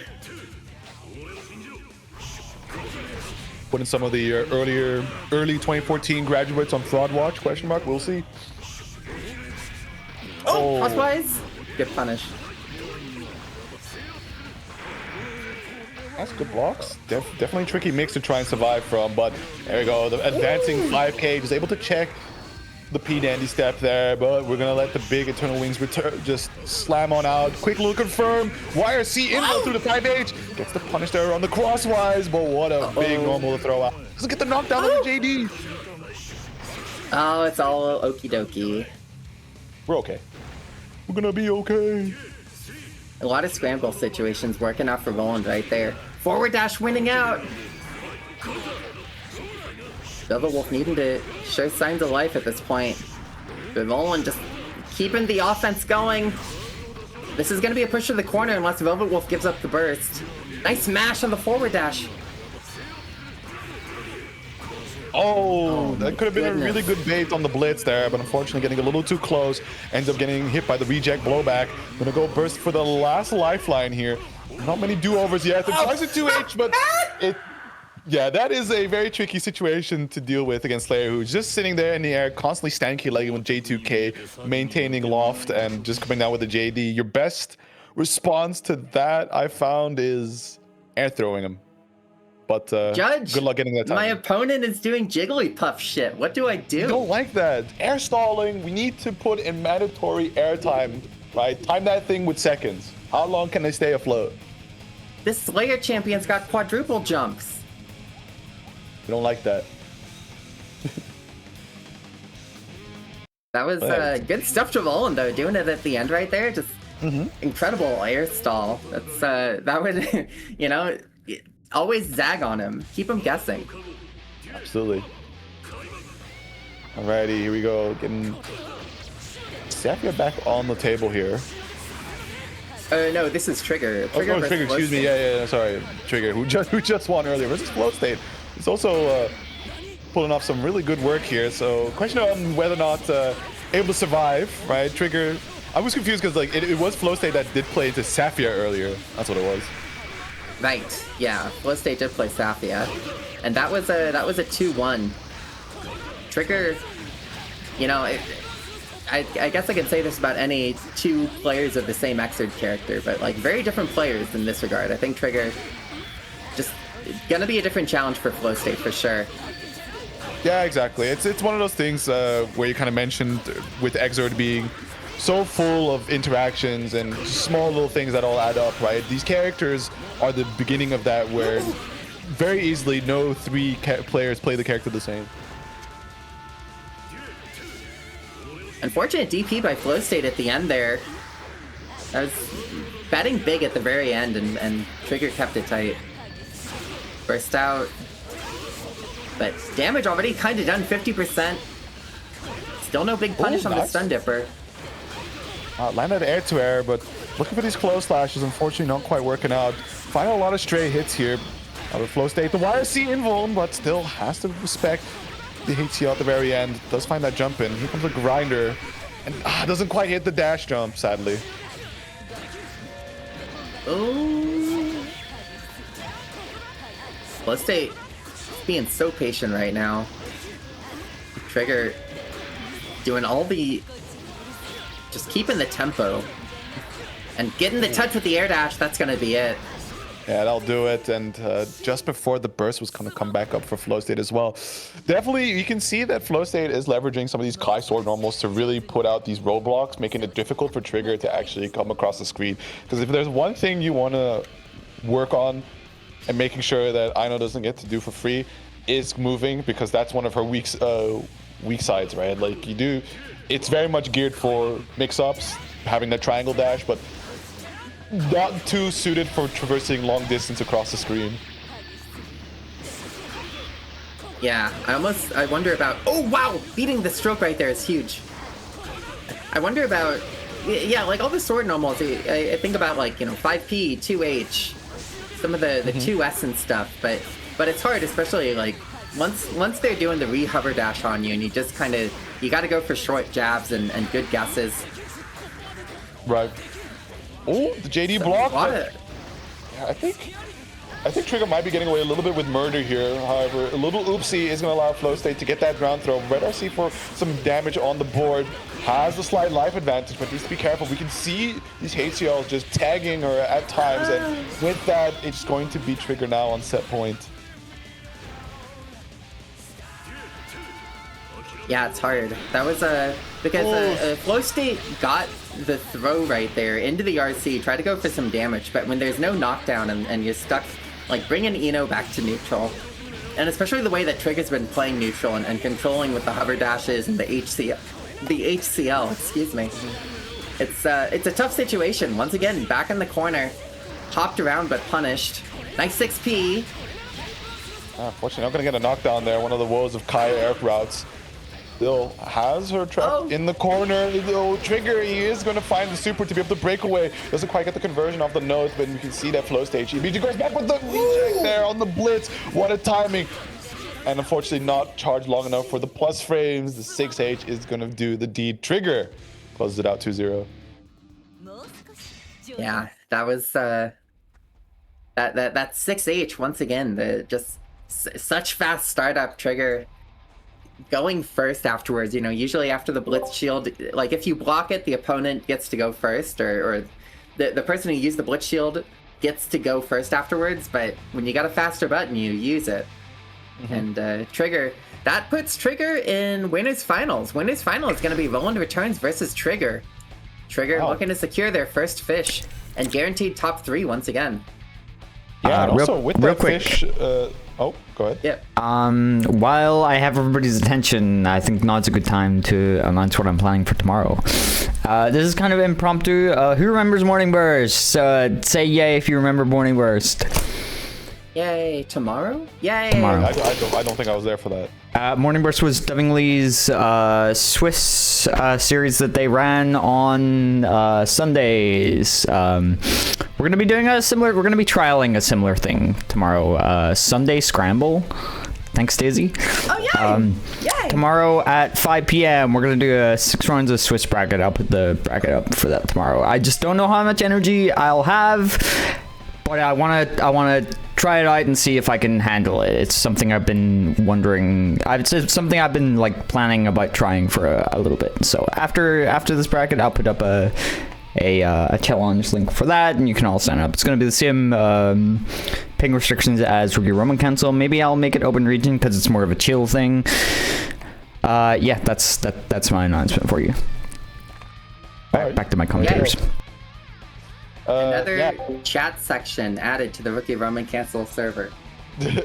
I mean, for anybody that isn't aware, Swiss is definitely your best way to get in hella games, right? Because right now Faye is running the O-Tour lobby, but Swiss is your way to get involved in brackets that just play out with significantly more rounds, right? To be in that O2 or like first to two environment, but just a lot more sets behind that. Yeah, it's and the fun thing about Swiss too is that you get the matchmaking of, like, as you start, if you go 0-1, you match with other 0-1s, so you get a more like even matchmaking experience, and you get up to 5 rounds. So it's a blast. Definitely check that out tomorrow. Join the server, and yeah, look forward to hearing more about that. Apparently, the other I know player unfortunately mistook trigger 4 here. Safia versus Slap, as things are looking a little rough off the rip, but does find a really nice dive kick to just wrestle control back from Slap. The burst coming out and immediately just obfuscating, being really confusing with all these jump movements. Very difficult for Ino to actually get the anti-air running. Yeah, this matchup is miserable for Ino. It's Millie just you know, we saw Trigger running circles around Flow State. You'll probably see Millia run circles around Ino. The maneuverability is just incomparable. But at the same time, Safia probably has a good amount of Millia experience from playing Hyacinth and some other folks in the server at this point. So this could be a challenge for Slap. Oh, nice throw! Big throw, looking really good, and just the right amount of damage to close things out with. So it doesn't look too bad. Definitely the practice, as you said, does pay off here against Slap, but at the same time, man, Slap consistently just starting off these rounds, and dare I say, maybe if you're starting to like get a little more warmed up, the Secret Garden denying the actual punish, but there it is, a little Ino air throw action, very fun. Yeah, Gold Burst now. A lot of meter for Slap, but probably, yeah, we see the / PRC a little bit late there, but the counter hit JD into a knockdown. Great work here. Blocks the Gold Burst and the RC to close out game 1. You know, thankfully Slap isn't of the mindset that post Gold Burst, you just gotta let the Chroming Rose rip. Yeah, some folks in the chat wondering where the Chroming Rose is. You're looking for a different Millia. There's only one Millia that roses are chrome like that. Yeah, hey, shout out to Hyacinth. She did that versus Tequila and Mayumis in the 2v2 on stream. Oh, that was cool. Awesome. Yeah. It was... I feel like the way people use Chroming Rose, right? They just turn into like the Mad Max War Boy. They go witness me and just spray chrome on their teeth and just fly in. Pretty much. That's basically what happened. Witness me. She sent a winger. She sent the winger, and then it didn't get punished because the roses came afterwards, and it was like, is that useful? Well, throw by Slap here. Oh, there we go. Nice work.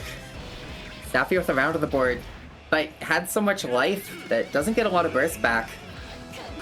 So gotta be careful about this second round. But you know, everyone's open to Oki. Oh! So, just dance around here, a little gray beat action. And unfortunately, that's something that Sefia is going to regret not having teched earlier. The clash with the VCL there against the disc. Just quickly find opportunity to pick up the nail there, and oh my goodness. Yeah, Wake Up VCL, a pretty good option for Ino in a lot of cases. You know, it puts her airborne very quickly. If you get VCL YRC, that can clear out the projectile like we saw right there. But that was a Millia round for Slap, and now on set point. Yeah, burst available as well. Safia not too far off from her own, but it's gonna take a bit of damage first before she gets that opportunity. It's a knockdown there with the pin. Overhead coming out, very difficult to block, of course, and damage train keeps on running and running. Unfortunate timing, just as the disc gets set out. Just kind of going like, look at my cool firework. Yeah. Well, this is a chance for Safia. If she can keep Milia away from the pin, then the neutral gets a little bit more annoying. But unfortunately, Milia Rage is still Milia Rage. And Milia buttons are Milia buttons. Definitely a chore for Aino, and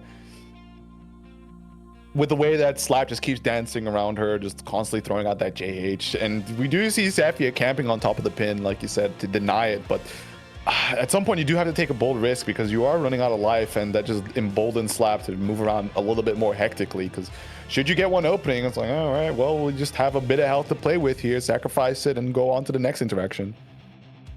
Yeah. Unfortunately, the pin isn't the objective at the end of the day, right? Like it's a side objective. It can be something to complicate their game plan, but if they start knowing that the pin is like too protected or not really keeping your eye on the ball of where Milia is, I think that was a hard situation for Safia. Guarding the pin is a good call, definitely, because you don't want Milia to have a life advantage and pin. Mm-hmm. But Slap just kind of had a great position and worked it well. Fair, yeah. So, definitely. yeah. Great to see. Alrighty, Grumpy back again. No more do-overs right now on the loser's side. Gonna be facing off against Lady Impling. It's been a minute since I last got to see Impling play, right? She was there at Frosty's. And yeah. So I see Zwei there, so I'm gonna assume that's a Johnny. Because I forgot what she played. Yeah, she does play Johnny. There you go. Yeah, we had a Impling.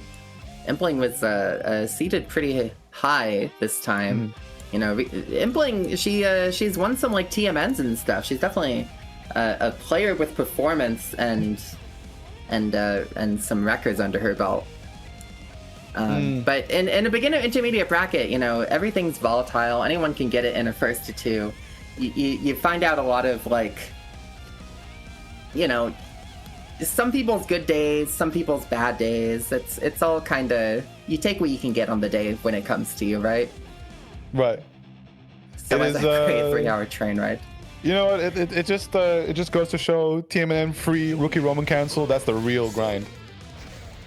Yeah, there's no escape from the Crucible unless you win twice, and then you escape temporarily until February 21st, question mark, eternal return. All the February graduates 21st. and fish holders come back for one big bash. It's a lot of stuff in the works. It's very exciting. Wow, Grumpy with an early Volcanic Viper. Usually Grumpy's got that patient style, sending the Volcanic Viper early and losing the burst for it. But so far, Impling has not been able to get a coin off, so that level 1 Mistfinder not really starting the game for Johnny. But so far, it's not too bad. Ooh, yeah. Big reset. I mean, level 1 Johnny is not too bad to relax on, especially if you're just in control, just sniping away at your opponent, because at some point you're going to land yourself a nicer hit to which you can convert into coin and get your levels. And now, Impling, right, she's completely sitting at that level 2, so things are pretty chill. Oh. Yeah. Oh, there it goes. Oh, but we're back again. And so far, all the stray hits from Impling really coming out in her favor. Wow, blocking the Fafnir and then just running forward. Grumpy was respecting a little bit too much. No knockdown. Fafnir hits. Can't get the air dash, though. Looking for the 5P anti-air, and I'm going to quiet hit the mark. Does find opportunity to 2H, the cancel into the air dash, and with that conversion, no, unfortunately doesn't get the S-Finder there, but it's going to be okay. Transport into the Zwei is going to finish the food there.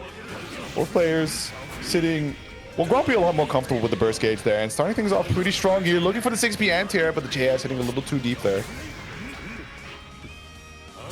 Yeah, this is starting to look like a Grumpy round, and Impling's got to hold it so far. Gonna see the reloop and do a knockdown. Nice 6P! Do a throw. Grumpy got the burst back. Oh! Probably just gonna hold it, I would hope. Oh, you know, we gotta see how this round okay. shakes out. Doesn't get the Zwei crosses, sadly, so no knockdown. But the level 3 on deck does make for a pretty big threat here, especially with a little bit of a gap. Especially, yeah, you can see Grumpy could have maybe gunflamed a little longer, but at the same time, the more obvious you get with it, Lady Impling was loaded with that level 3 gun. The laser beam. Right. Yeah, you gotta respect the gun. But If both players know you gotta respect the gun, that's where the mind games come in. Grumpy staying alive here. Oh!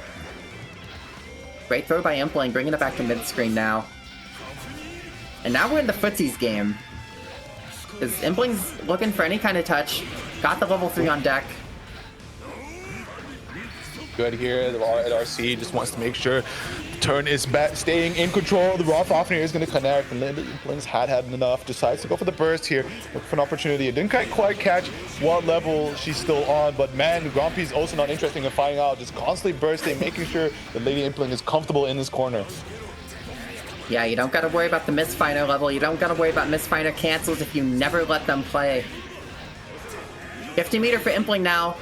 Looks like maybe a failed dead angle there, but there we go, the wall stick. This is how it all turns around for a gambler.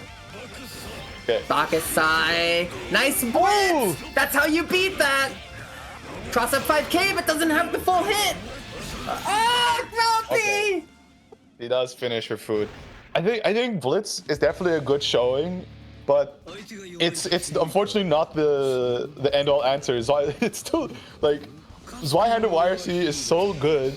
Like you saw that basically Impling had time to just throw out the 5k whiff and then just the attack came out for the Blitz. So in that situation, you do have to be ready to react to the fact that your Zwei got blitzed and throw them.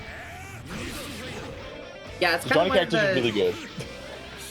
You know, yeah, it's kind of like you can be like, oh yeah, Blitz like really locks down the projectile Loki game and it keeps things safe. At the same time, you can look at the screen and then you can react to Blitz. It's kind of messed up. Yeah, look at the screen is like one of those really tough advice you have to give to people where it's like, how do I deal with this? Look at the screen. Don't know how to hold you, bro. Oh wow, the gunflame gone out there. Okay, Grumpy with a nice touch off the gunflame. Looking to stay alive here. Wild throw combo. Johnny's got a lot of guts, so this is kind of a short combo. Yeah, going for the reset. This time, probably gonna do it. Oh yeah, with the stun? And I'll finish it. Man, that was a brutal reset there by Grumpy. Quick 2 5Ps there into the air throw reset. Knows about the autopilot tech. That's fire. And this is, of course, a loser's side match, so neither player wanted to go home, especially with the last entrance to Rookie Roman Cancel Eternal Return on the line. That's sort of more at stake for Lucky Impling at this point. But of course, Grumpy in this for so long, always wanting to graduate. At this point, it's about just getting better gradually, bit by bit. But there it is. This is YRC getting the extension here. Level 2 on the table. This is Kasu connects it. Nice. Has 25 meter. Decides to just hang back for the time being. A little interesting, but nevertheless, right, just playing the range, the sword normals with the misfire stance cancel, just getting nice plus frames. But and again, the conversion, the level 2 to just bounce him off the wall. Here comes the last situations. YYC, unfortunately missed time, but the JP still works out. That was so smart by Impling. You know, you're talking about holding that 25 meter. She held it for long enough until she had 50 meter and got 2 YRCs out of it to close that round out. You know, if she'd used that first YRC, she would have been locked out for a few seconds. Looking to close it out here, but Grumpy with the wild throw.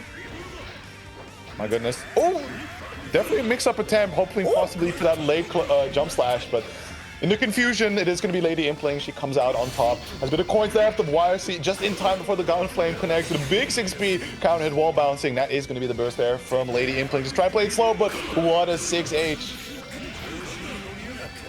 Good burst, and gets the coin out as well. Impling now on level 1. This is a big situation for Grumpy holding this corner position. Oh, not quite. Still keeping it going though. Johnny 5K. And the way that Grumpy is holding the corner right now, gets the 2D, stops her, and the OTG, it's 1-1. My goodness, the clutch gene coming in strong here. A chance for Grumpy to keep it pushing. I mean, at this point, right, like, either you're looking to graduate, which it's still a bunch of tough clients ahead for Grumpy, or you're just trying to keep it, you know, a little funny, making sure that Lady Impling can't get in on the Eternal Return fun. No fish attempt for you. Yeah, it's exclusive zone. So much at stake this week. Just in that post Frosty's buff, everyone doing their best. But for one player, there's only one game left at this point. Level 2. Johnny activated for Lady Impling, gets this YRC and wins the burst out from Grompy. Strong corner position here, but doesn't quite have it. RC's all around. Oh, nice to cancel the dash in. Fortunately, tried to get a little interaction going there off of the last IB on jump normal, but didn't get the timing right. Still, Blitz working out pretty good here. Will Gunflame slowly but surely pushing Lady Impling to the corner, but finds the dead angle, chases down. Good IB, respects the turn loss. Oh my god, the DP! Impling's only got 2 coins left. Zombie going for resets. The wild throw once again. Impling was caught blocking. That's the round. Set point for Grompy now. Impling has her burst back though. My goodness.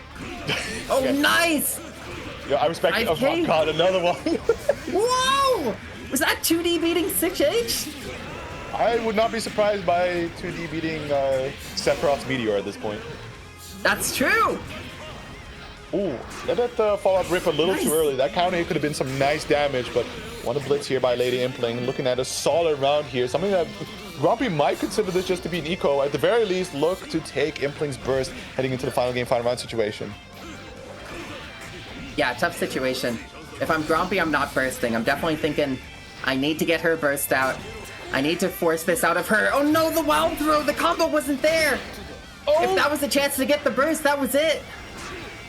Nice blitz. What a blitz. Putting out the right stamp. Final. Both players with burst. We'll see how they play out the 99 here. It immediately goes into the right stamp with the coin ank here. Too strong. However, the bandit bringer over the KMF. Still though, just trying to look for the anti-air. Any normals to connect. This time the right stamp able to connect just before the coin does. Grompy's kind of wilding out. Right stamping coming out from Grompy. I don't know what they put in the air over there, but something has definitely changed to be a lot more impatient. Grompy's got the pork chop install. That's what's happening.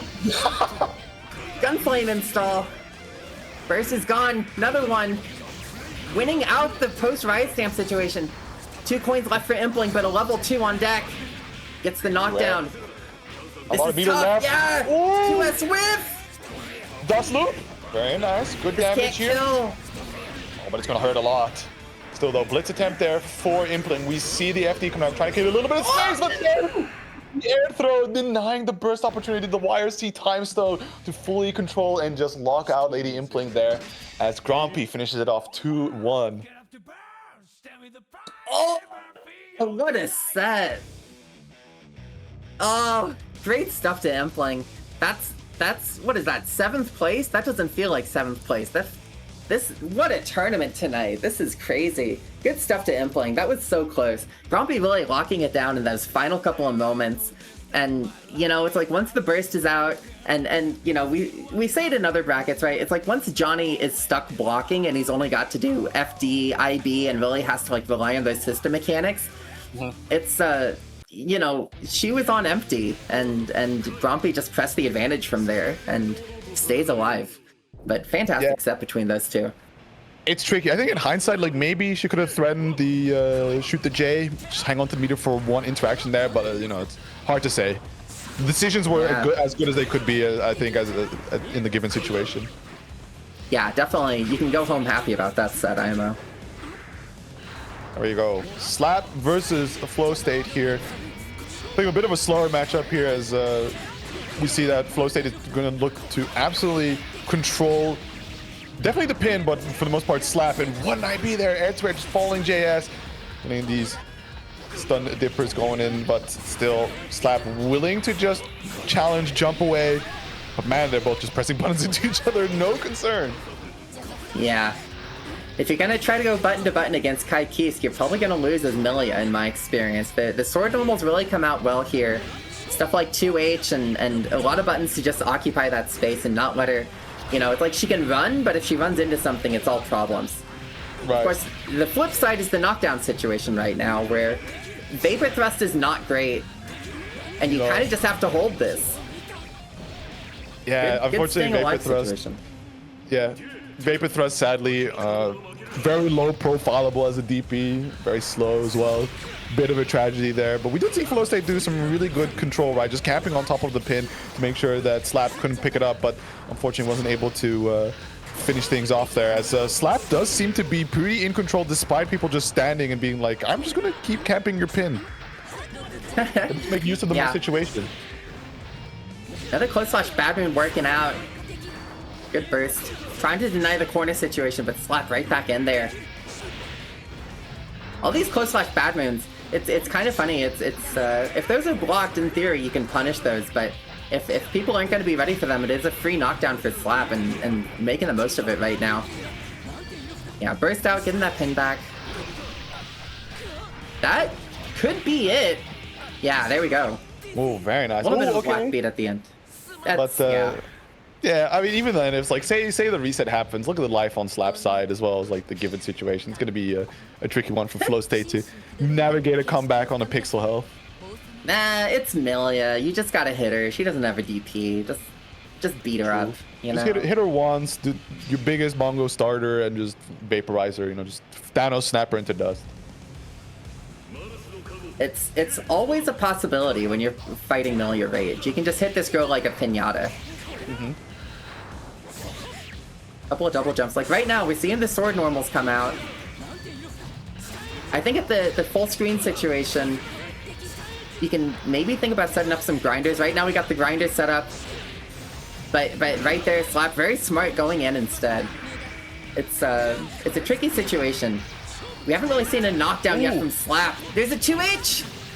But all these air hits. Wow, the close slash, not able to get the anti-air in time. And look at that, YRC time stone. See what your opponent does, catch them in the air, 2H, big counter hit, and just such exemplary control there by Flow State to deny Slap a lot of what makes Milia really strong. And 6 beats through the pin, we can do that? Yeah, the King's Elbow, that'll happen. You can definitely 6P through a pin. That was a great situation for Flow State for a brief moment. The kind of thing that that's just so cool. I've like never seen it. That's cool though. Like, yeah, I'll see it on Sin, but not on Kai. But I mean, here we go. Slap trying to get it going. The odds of being able to just invuln through the pin, it had to be a case of like it didn't hit his feet. Yeah, just perfectly spaced through the dagger. Oh, 5k mash. As long as Slap with 50 meter now, you know, any confirm can turn into a situation right there. Digitalis RC. Look for the hero burst here. The claw slash finds the anti-air. Quick knockdown of the meaty 5k. Gonna take the burst away from Slap, so at the very least, that's worth it. Small victory for Flow State, but what a 6p. The chase down. Quick trade. On edge. YRC. A lot of damage. Here comes the grinder.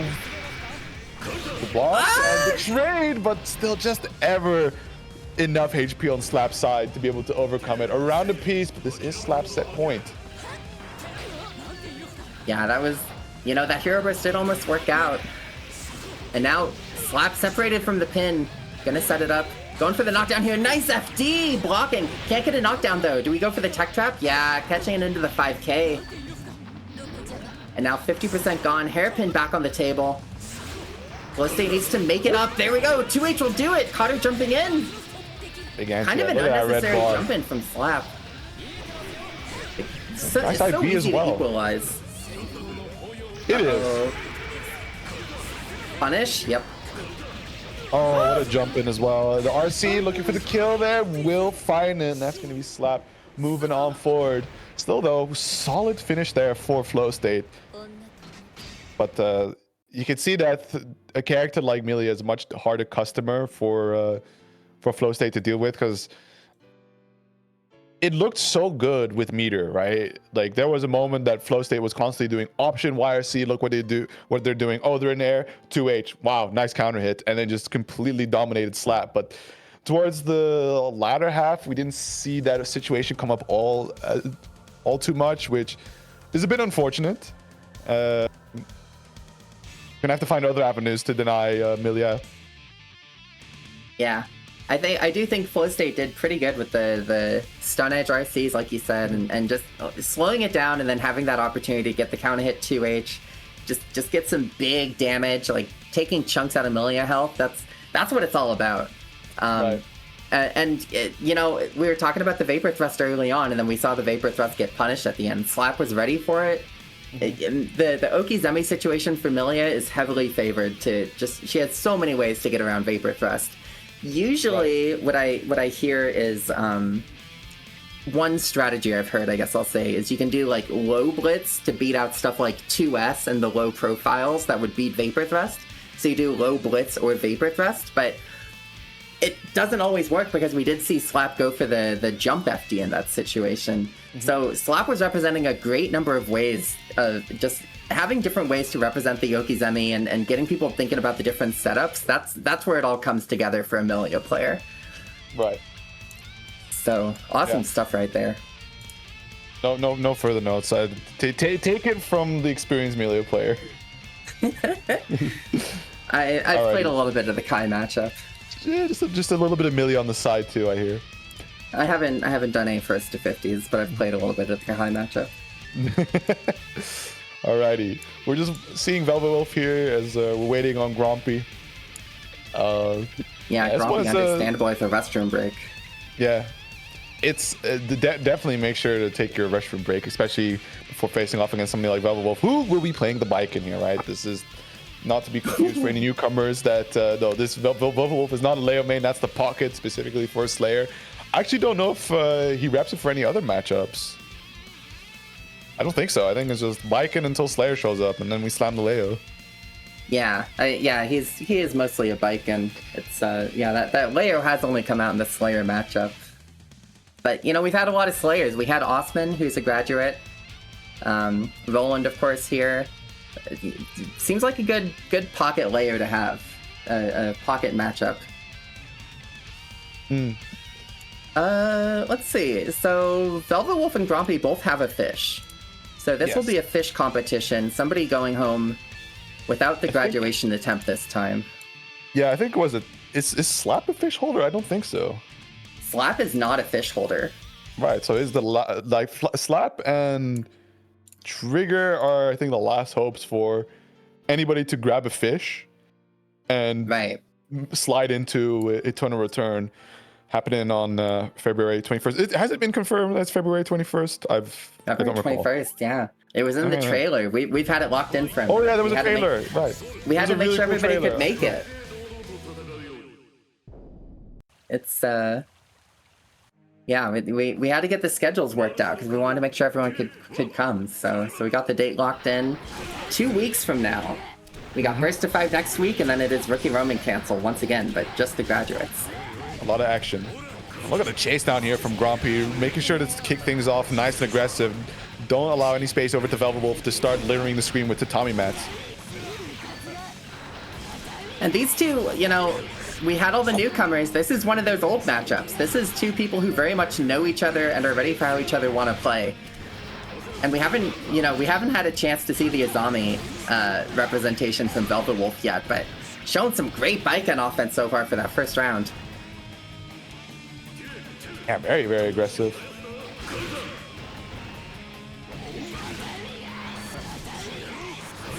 Oh, nice. Good DP. Cutting through the pressure, but somehow actually ends up putting themselves into the corner here, which is never really a good trade-off for a bit of damage. You can see immediately Velvet Wolf just leveraging that situation, but the run up 2D there. Oh, the time the Azari comes out, there's the wild throw.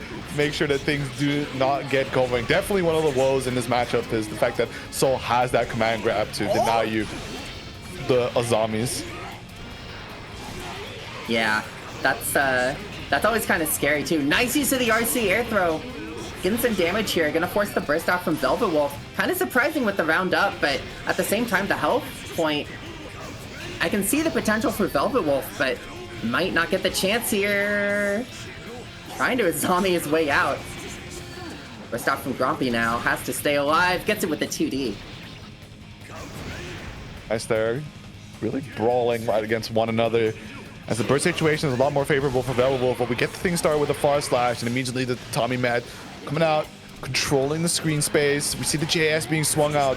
Velvet Wolf a little apprehensive to try out Azami things. As we just see Grumpy trying to chase down Velvet Wolf, but Really able to dance around ever so slightly, but unfortunate mistake there, and immediately the massive punish coming out here from Grumpy. Yeah, very surprising to see Velvet Wolf go for a follow-up on the S-Cobbery. Like, it was already airborne, not finding anything, and then went for something, and Grumpy just with the 2D got a big reward out of it. Velvet Wolf getting a fighting chance here, has the meter, uses it on the Azami, or the Azansen rather. RC doesn't give a whole lot of health, but great position here. Grumpy with a little bit of blitz back, might get the burst before this is over. No! Game 1 to Velvet Wolf with some just unrelenting offense. Definitely, I think that might be the wave there, because Grumpy is really adamant on pushing on forward when Velvet Wolf is trying to take a more defensive approach, letting Tatami Matt do a lot of the playing, right? Especially just immediately running right into his grill and pressing that 6P. And just look at the damage that comes out. Half health off of just one small interaction, and we're going to keep the pain train running. So if Velvet Wolf can escape, it's not only the life lead situation, but in general, aggression is going to be his best friend. Yeah. Funny situation by Grumpy right there. Got another 60% and then just kind of went for the wild throw on a hope that Velvet Wolf would Azami, but Velvet Wolf seems pretty mindful about not wanting to go for these Azamis anymore and just jumped out of it, making a chance back in this round. Cobbery. There's look at that big counter hit. Pull him down. A lot of damage. Look at the risk. Oh my god. We got the force counter of the risk and also all that bonus damage, just enough to kill Grumpy there. And that's going to put Velvet Wolf here on set point. Both players with their burst available. We can immediately see Grumpy just trying to push in, but yeah, now Velvet Wolf is feeling a little bit more comfortable. A lot of these guesses working out quite nicely. And just look at that spacing, so immaculate, able to get the Kabari to punish the Fafnir. Yeah. Oh, second DP works this time. Crossing up. Velvet Wolf using the meter here very quickly, just trying to close it out. And the burst, nothing doing. 25 meter on deck. Air dash working for Grumpy. Doesn't have the combo though, and a great tech by Velvet Wolf. This is a scary situation for Grumpy. That might be it. That will be it. Velvet Wolf keeps it running, and unfortunately, wait, is this another 5th place for Grumpy? It is. This is a 5th place. Or 5th place Ferdinand has done it again. It's still impressive that they're this consistent, right? And it just goes to show how much how much the scene itself has improved. Right, the overall skill floor for these top 8 finishers have just been gradually increasing. That sadly it has put Grumpy a little bit to the wayside, but at the very least they can adamantly hang on to that 5th place position, which is still just ever so slightly trickier to make happen than just peeking into that top 8. Yeah, definitely. No one can ever count Grumpy out, I think, and it really does just kind of show the volatility of an Xrd bracket, where it's like you can see Grumpy again and again doing so well, so patient, turning it on when they need to, playing it back when they need to, and then you go up against a Baiken player who is rapidly coming at you with Tatamis and Yozansens and just using all that tension pulse and all that momentum to just close out the round as quickly as possible. Mm-hmm. And yeah. Indeed. Alrighty. Twilight of this wonderful event with record amounts of people participating. We're going to be going into our winners finals, right? Our first of 3 of the evening. It's going to be Roland versus Trigger. I'm curious to see how this plays out. For Roland, who is already Slayer. Yeah, I think for Roland, who's already a fish holder, this is all about the focus. The focus is on graduating, right? Being able to escape the Crucible. And for Trigger, it's about getting his first fish, being able to lock a seat, right? The last seat, or the last opportunity to get a seat in the Eternal Return happening in 2 weeks' time. So we'll see how this goes. I can imagine this is... I feel like it's kind of rough. Like, I know at the end of the day, like, you do have HCL to kind of control a bit of the horizontal space, but the buns that Slayer can throw out can kind of just make it a pain for you to actually get in. Yeah, very interested to see how it goes. So far, it's all Roland though, with a great burst punish. And the early stun, you know, I was watching Cinnamon Oatmeal play Chastity at Frosty Fausting. I was talking to Cinnamon Oatmeal about this matchup, and she loves this matchup. Like, she thinks this matchup is so fun because you just have to hit Eno and explode her. Like, we saw the stun values come in round 1. That's the most Slayer answer that she could have come up with. It's really the most Cinnamon Oatmeal answer imaginable. Just like, kill, violence, blood, death. She's just having fun out there. Having a grand old time.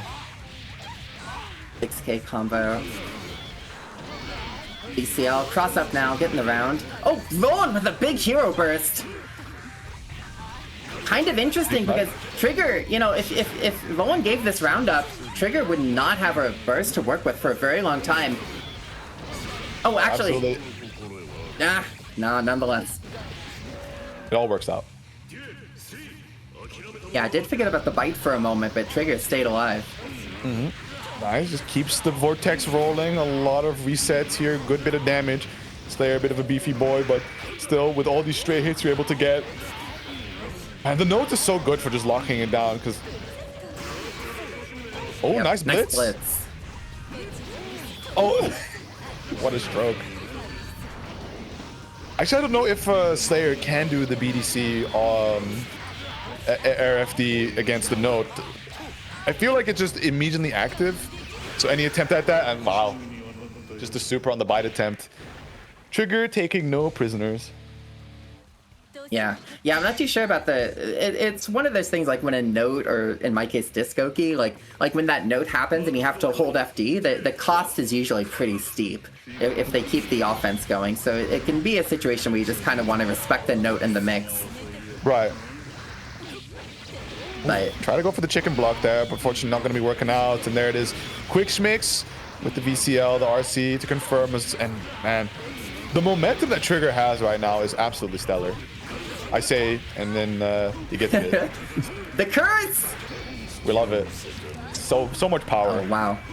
Trigger's representing some great IBs right there on the Mappas, and I like how Roland went for the RC into the undertow. Tried to just change up the offense here. Oh, but Trigger with a lot of life.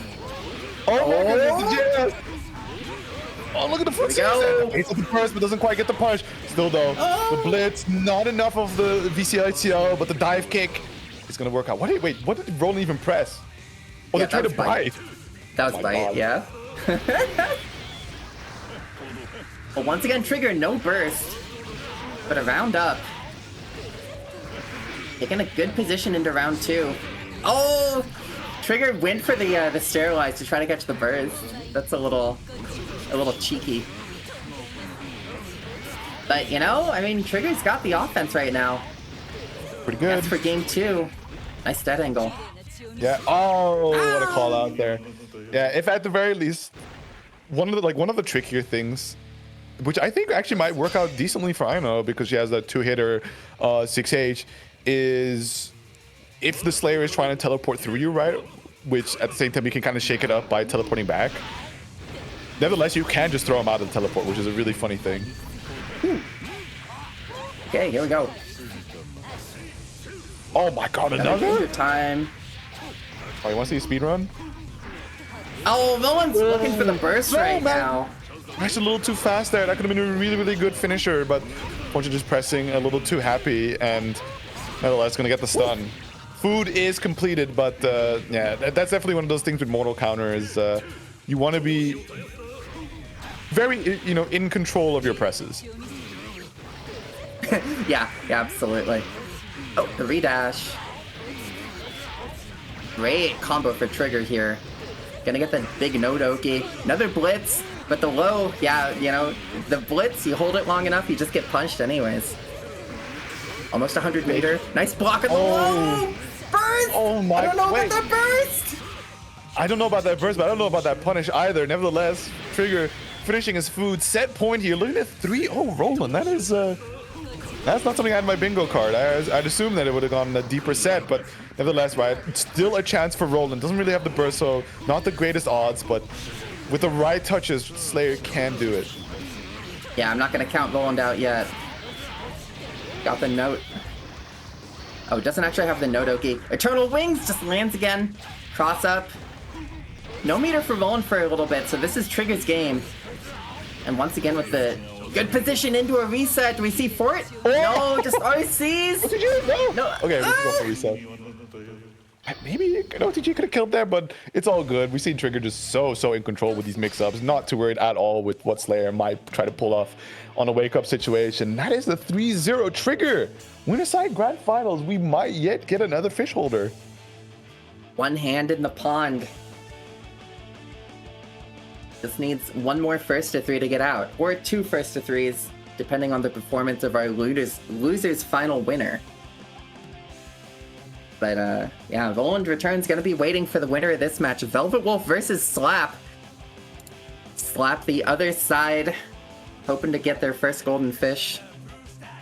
This is a brutal one. Yeah. I think, yeah. Yeah, for like, I'm not sure how Bike and Milia plays out, but I can imagine that Roland sitting on the other end being like, I hope Velvet Wolf loses. Yeah. Well, yeah, it's kind of, it's funny because this matchup I think is uncomfortable for Baiken. Like, the Azami works out pretty well. Milia can kind of maneuver around anything if they're mindful enough about it. But especially once you start looking at like going to Roland, I feel like Roland would feel very comfortable fighting as Milia and just like locking it down. Right. So sort of, yeah. Sort of, yeah. Sort of, yeah. Sort of, yeah. Oh! I guess it was like that. Yeah, that's a risky run. But wow, able to just go under the Azami. But really, I think Velvet Wolf have been having a good string of just standing still, holding Azami, and Slap drawn like a moth to the flame decides to press into it. Yeah, 100%. I think Milia players love to jump into things even when it's an electric bug zapper.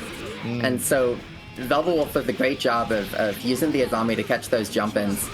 Air throw! Yeah, no Oki, nothing to worry about. Good first round by Velvet Wolf. Oh, wow, trying to reach for the skies there, but instead all you find is a pin coming straight for your dome. Nevertheless, see Velvet Wolf just kind of dancing around using these tatami mats, but the JH counter hit going to clip and allow for a conversion straight to the corner. This time the low coming out, getting counter hit as well, so possibly a wake up Azami attempt there. But we do find one, but what a roll!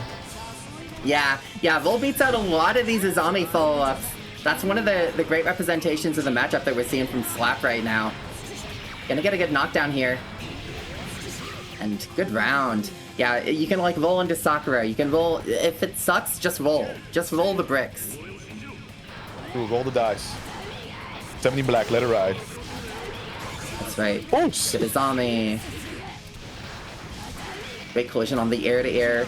Throw combo for Velvet Wolf now. Early burst by Slap, understandably so. But Velvet Wolf right back in there. And another good throw. The FD just created a little bit of space. Does find a quick opportunity to press, but oh my god. Ooh. Two Azami procs not working out. Does another one, little plus frames. Trying to play that footsie angle, but doesn't quite work out.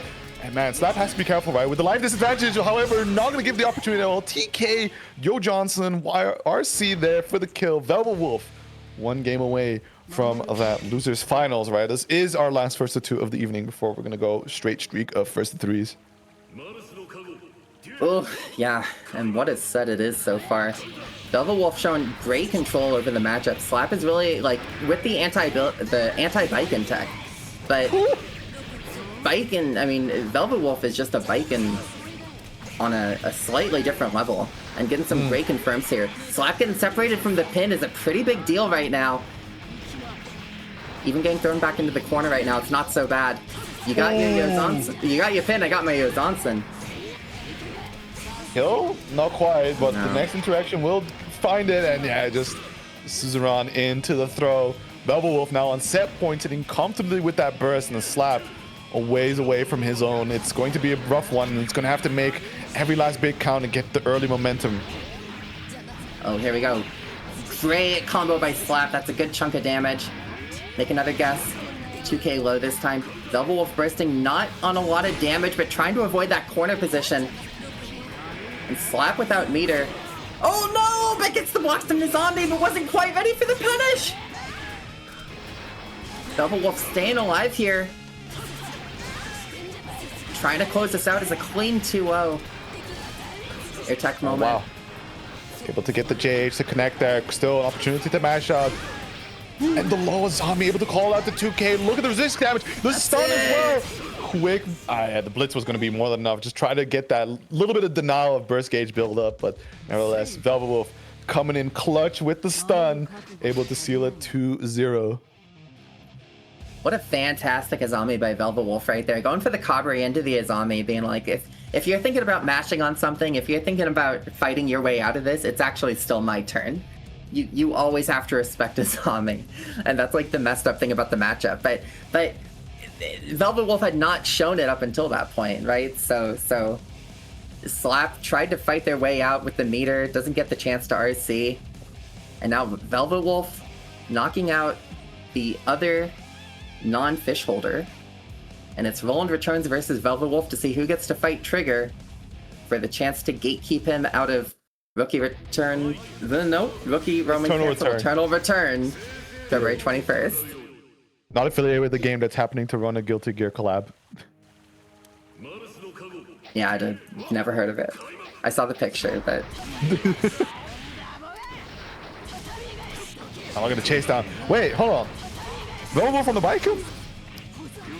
oh yeah. Okay. Interesting. And fighting with it too, not seeing a return to character select. Interesting. This okay. was 2-0 for Roland earlier, and that was on the Leo, so maybe we see Velvet Wolf having to believe in his main. It could be. I mean, so far so good.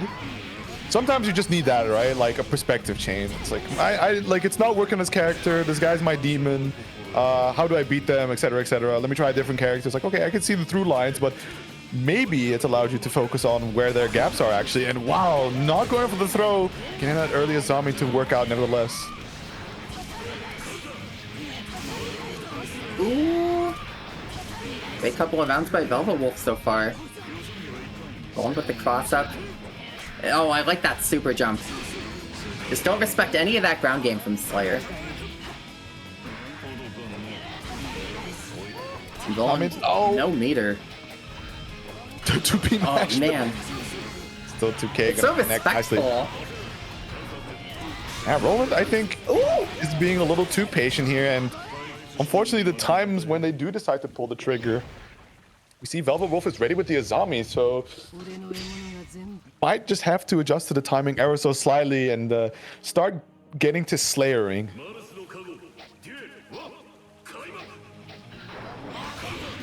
Yeah, we'll have to see if Roland can do it. 2 more games to go for Velvet Wolf. Nice throw on the cross up. Oh, dropped the air dash combo, but that's okay. It's, you know, in a bracket this long, we talk about the most attendees ever. But this is the 2-hour point where normally we would be done with this. And right now, both players gotta play with maybe lower stamina than they want to. Oh, good throw by Velvet Wolf, though. Making the most after that punish burst. Ooh. Oh, unfortunately, doesn't quite get the JS there to link into the loops. J2K air-to-air. That's a rare one for Slayers. Oh, this might be the round? It is Hellfire damage, but Slayer's got a lot of guts. Yeah, wasn't a great starter. But that Totemi closes it out. Kind of a long round for Velvet Wolf, but 1 round, 1 game up now. Roland has to make the most of it, crosswise winning the Azami exchange. That's an interesting one. I can't believe that's how the hurtbox-hitbox interaction works out, but see Roland with a good momentum here, but ultimately gets cut short there by the Azami follow-up. Doesn't quite get the JS, but able to avoid the tech super. Still, we see the aggressive chase here by Roland. Finds the 2K on the stand Azami. Great punish. And the stun. Yeah, it's going to finish off this round quite nicely. Nice. Roland's still alive. Both players with burst. That was Yeah, for as much as Velvet Wolf had the offense going, that was just kind of a Roland round, and that's what they need at this point. Long way to go till the end. Oh! Oh my god, relax. Oh! Oh god.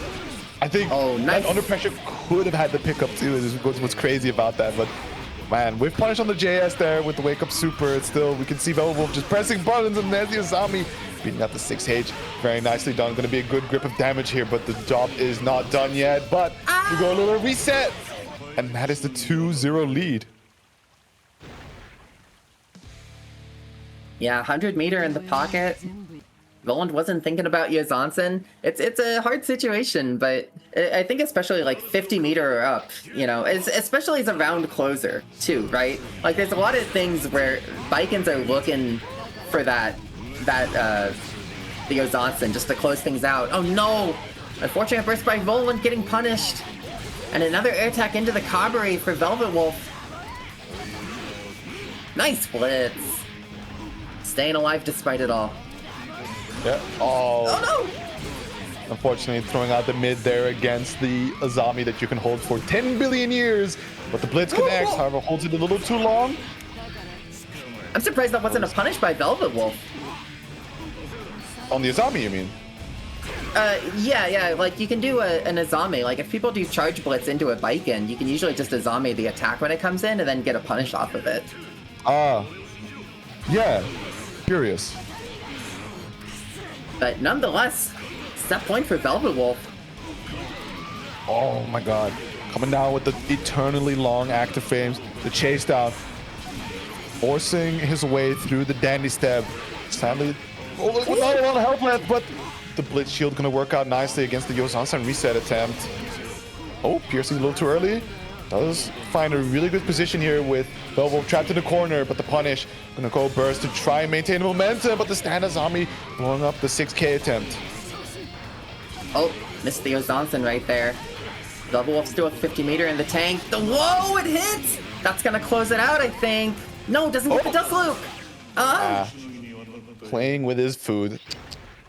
Tisk. Velvet Wolf finishing it off 3-0 on the main, no less. Pretty impressive work. It's going to go face off against Trigger now in the grand finals. Coming in from the loser side, of course, meaning that Trigger only needs to win 3 games to get that fish. And Velvet Wolf needs to win a cumulative 6 to graduate, I believe. That's right. Yeah, that is a graduation chance for Velvet Wolf right here in grand finals, but does have to win 2 first to 3 sets. So, you know, six games you have to win, but you could be looking at a whole lot of games if Trigger plays anything like we've seen Rune playing tonight. We shall see. We shall see. These things always go one of 2 ways. Either you get the most epic, long-winded set where everyone is exhausted by the end of it, or it's a complete blowout. Yep. Here's the content. Here's the content. Great try to Roland, by the way. Out at 3rd place there. Just, you know, always next time. And of course, you'll see Roland returns at Rookie Roman Cancel Eternal Return 2 weeks from now as one of our fish holders. And, I'm so excited. Please no Azami, I won't Oki. Please no Azami, I won't Oki. This is going to be a game of honest neutral. Both players in a gentleman's agreement. When would you ever be advised to trust an Ino player? This is not sound advice. Do not trust. That's real. Good sensibility. Oh, snatched? Here we go. Burst out from Trigger.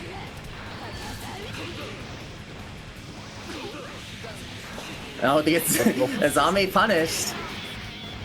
It can happen. Pact has been broken.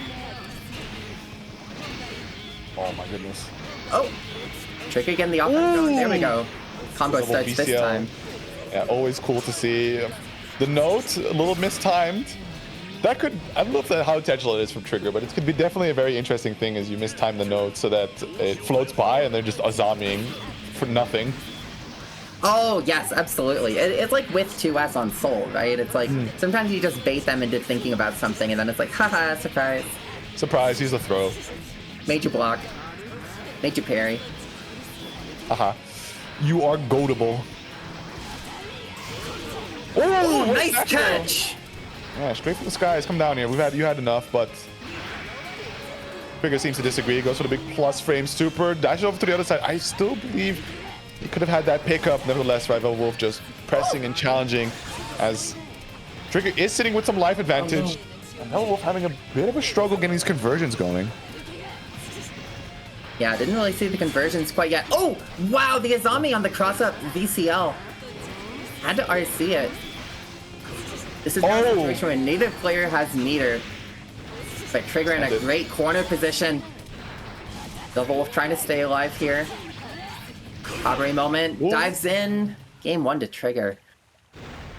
It's crazy the decisions that come out from from Ino players when they have a bit of life lead and their opponent's down to that last touch. They're just like, I become the bullet, send it. Basically, yeah. I am the weapon now. I am the weapon. Great grip of damage for Velvet Wolf. Trigger trying to FD out. Stroke wins! Just trying to control, but immediately look at that. The horizontal dive kick there coming out from Trigger, making any attempt to deny Velvet Wolf some semblance of control in the neutral. Oh, Velvet Wolf caught blocking low here. Oh. Oh, wow! Nice combo. It's scary. Like Trigger's playing like I know Johnny or something, where we see the HCL YRC coming out like gun all of a sudden, and then the conversion from it as well, right? Your own KMF. Yeah, it's very just playing confidently. Great catch on the dive for the Totemi right here. Velvet Wolf once again getting 70% of Eno's life, but 70% is not 100, and as long as Eno has that chance, hopefully this is the round for Velvet Wolf. Yes, nice. Yeah, that'll do it. Yeah, sadly, Trigger trying to get a little too ahead of himself, looking for punishes on held Azamis, which is never advisable just for the fact of how long Viking can hold that. Yeah, it's like, it's so funny. When it's like, oh, I'm gonna get the counter hit punish, but they can hold it for so long. Yeah. Oh, here we go. The counter hits. Gonna combo simple. A little bit of momentum. We can see Trigger trying to break away, create a little bit of space, play around the HCL, but the Kabari's just pulling him on back in. Gonna have to burst to try and make something happen, but what an opener. No, Fudgy drops the loop there. A bit of a chance, and again, just the Moth to the Flame trying to get the punish on the Azami, but ends up connecting into it, but nice super attempt, and Velvet Wolf putting one on the board. Yeah, that's... Velvet Wolf ran up into the Azami and had that shit ready before the super started up. Like, he was looking for it. He knew what he wanted. He knew what Trigger wanted. That's a way to put a game on the board. See how it goes. Around the piece, it's going to go back and forth, or as one player considered or acquired the number of the other. Oh, trying to go for the command grab. Interesting options, but nevertheless, still in control, keeping Trigger locked down. A lot of damage dealt already. The stroke immediately going for the burst, wants to try and keep him locked down, but doesn't work out. Now trading spots. Oh, Trigger couldn't finish his combo though. Whole lot of meter here. Gets the stun. This will be a round for Trigger again. So much offense between these two players, where it's like they're just fighting each other. Totemi catching the stroke right there. And a good throw by Velvet Wolf. Sometimes Trigger's been fighting out of these, but caught the FD that time. Nice, beat the cross-up VCL again. Having the answer to some tech like that is actually so important, because we've seen that cross-up VCL hitting a few players throughout tonight. And Velvet Wolf saying, I'm not taking cross-ups, I got the parry. Oh my god. Big 6H, unfortunately puts over the corner, there's his Azami, goes to has to use the burst, but blows through the Suzerain. This time just decides to let the super rip, doesn't quite get the touches going. Last hit, and the low Azami attempt. It was a high-risk play there from Trigger. It still had a lot of life to play with if it went wrong, but to chance to reset against a character with a 2-button parry is that's a bold play. Nevertheless, Trigger one game away from securing the fish. It's been a long right in the pond behind him. Oh, nice smash on this stroke. It does feel like the Azamis are not working out. Like, sometimes they are working out for Velvet Wolf in some situations, but in other situations, he's trying a little bit too hard to look for these parries. Nice! Looking for the burst, got him a big win right now, though. Yeah, a lot of wind in the scale here. Okay, he's not out of this yet. No, it's a nice confidence booster, right? A bit of wind in your sails, burst available going into this next round. A chance to even up the score, but what a throw there after the Suzerain. Able to low profile under the HCL, but it's not going to be enough. That's another one rip. A good amount of damage. Here comes the Azami, though, the Sakura, getting that counter hit. Pushing Trigger towards the corner. Big jump in. This is a lot of momentum right now. Yep. Oh, try the Azami! Gold burst afterward, kind of working out. This is the time to make the most of it. You don't want this to go to a round 3 if you don't have to. Bigworth, no burst, has to hold all this damage right now, keeping the offense going. Nice jump out of the hover dash. Yeah, a lot of chances being given over by Trigger there with some slight executional errors. Swapping sides now, and there it is, the TKO Zansen. That should be all Velvet Road, as they're going to bring it to a final game situation here. Velvet Wolf still needs to challenge for that reset, as Trigger also in a position to just close out the tournament and collect his fish. Yeah, this is, you've either got like 15 more minutes of games, or you got about 3 minutes, and this is the game that decides it. Yeah. Oh, help that Azami forever! Trigger pays for it, but thankfully the Dust Loop not quite there. Velvet Wolf getting the reset with the Azami, though. I said the Azamis weren't working, and Velvet Wolf making me pay for it. I can get that I know it can be hard to get in, right? Because you have to constantly hover dash your way over. But just do a low or overhead, please. Just look at what Azami stances out. I beg you. Yep. Oh, nice. JD opens. Velvet Wolf holding the burst for a little bit too long, in my opinion. No, the note blowing through the super at the very end there. Quick overhead, able to swap over to the side. No connection. Listen, I'm torn, right? Because it is an Ino air throw, but it's still cool to see the Soul Snatcher.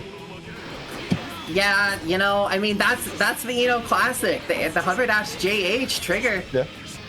That's the momentum shift. That's like the way to close it out if you're going to be Trigger right now. Absolutely. Velvet Wolf has to play this very smartly. Ooh, burst, yeah. Don't want to hold too much more. Has to find an approach, and the low Azami goes to the low option.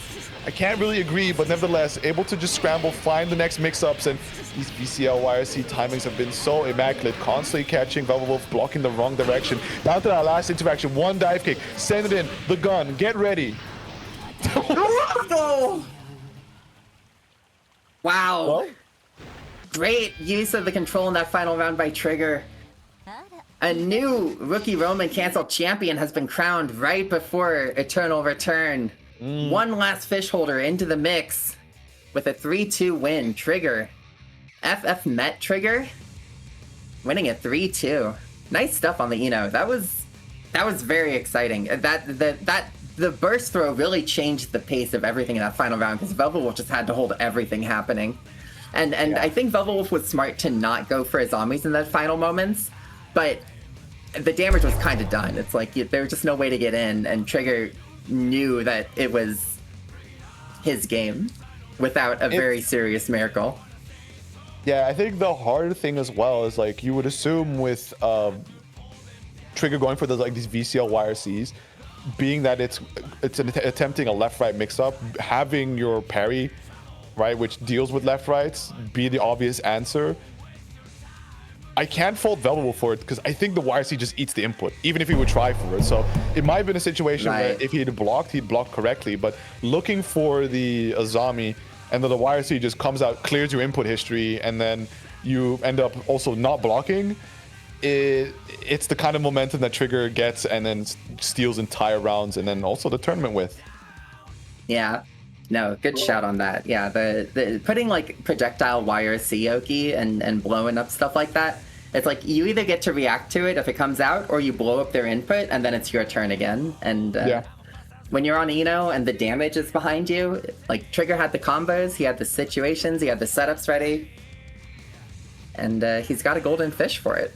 Absolutely. This isn't looking good for the trout population with all these fish holders, but hey, well, that just increases the odds for graduations per bracket. But as it stands for now, right, that one's the last one before the Eternal Return.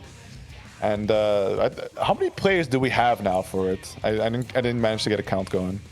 Dirt has dropped out. I need to reach out to Show again to see if he is able to join. But other than that, everybody else said that they were in. I don't know how many people that is, but I don't actually know the numbers either. That's a great I question. feel like it could be an easy, like a cool 30.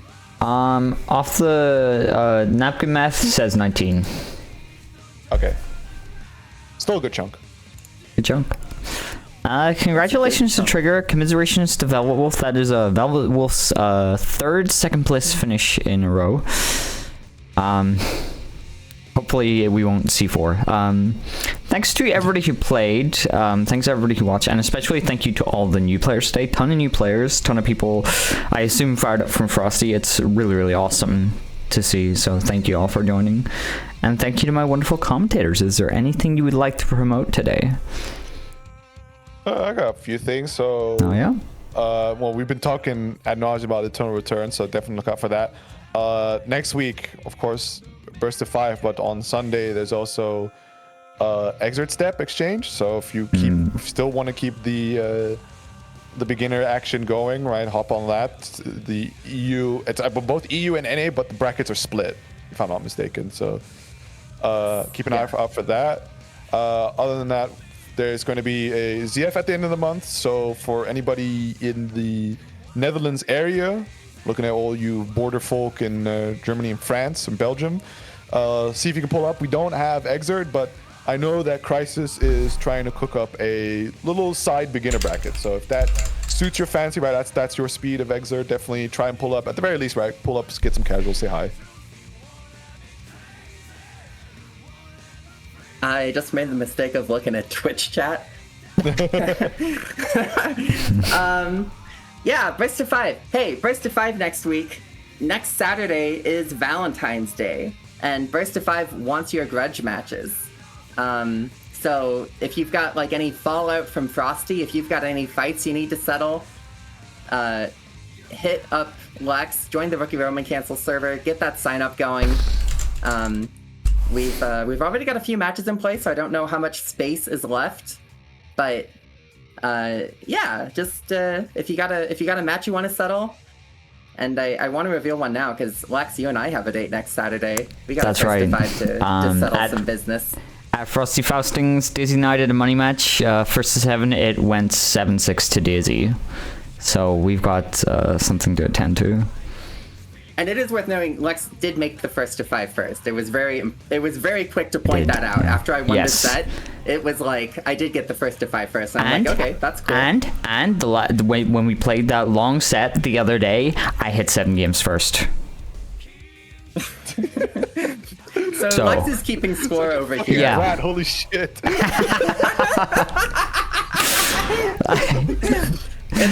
I did hit it with Chroming Rose. I hit it with the Chroming Rose combo in that first to 7 set of Frosties.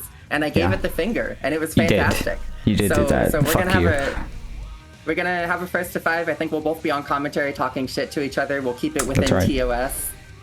Dingus has already penciled himself in, so we don't need another commentator for that. It'll be you and Dingus probably. I will be at another local. Word. And then dinner with the family. It's all good. Word. It works out. Word. Yeah. Anything else, Daisy? No, play Xrd. Make some friends. Go to your locals. Join the server. It's so great to have so many people coming in after the Frosty Fastings buff and just wanting to come play. I think it's awesome. I hope everyone keeps at it. And I hope to see you all in 2 weeks' time. And thanks. Our schedule for Rookie Roman Cancel. Next week is the Burst of 5 Valentine's Grudge Match Edition. As Daisy said, you got anything you want to settle, go sign up there. There's just a sign up sheet in the Rookie Roman Cancel Discord. I've linked it in chat. The week after that is Rookie Roman Cancel Eternal Return, which is a bracket for all of the fish holders and graduates from Rookie Roman Cancel up until now, which will include Trigger, of course. That will be 6 rounds of Swiss into a top 8 top cut. So 6 rounds of Swiss, and then the top 8 players will be put into a top 8, probably double elimination bracket. So we're planning on starting a little bit early just to allow for a little bit extra time. And then tomorrow, trialing a new Swiss bracket Sunday Scramble. That will be at 5 p.m. That'll be at 6 p.m. CET. Yes, that's right. 2 hours before Rookie Roman cancel. Noon EST and 9 a.m. PST. If you want to join that, I'll throw a bracket up later tonight, and then we'll do it. I just want to see if I have enough energy to run it. And that's gonna be it from us, I think. Yeah. I don't think we really got anything else. Rookie Roman cancel in the books. That's right. That's right. Thanks everyone. No, fuck you, man. Fucking bum. Things I will do to people if they play me in BlazBlue. Nah, I saw the shit you did to people in BlazBlue, man. You're a fucking freak. Yep. Alright, thanks for joining, everybody. Thanks for watching. See you tomorrow, maybe. We'll see. I'm planning on streaming it, but we'll see. I'll get back to you on that. You'll know. Alright, peace. Goodbye.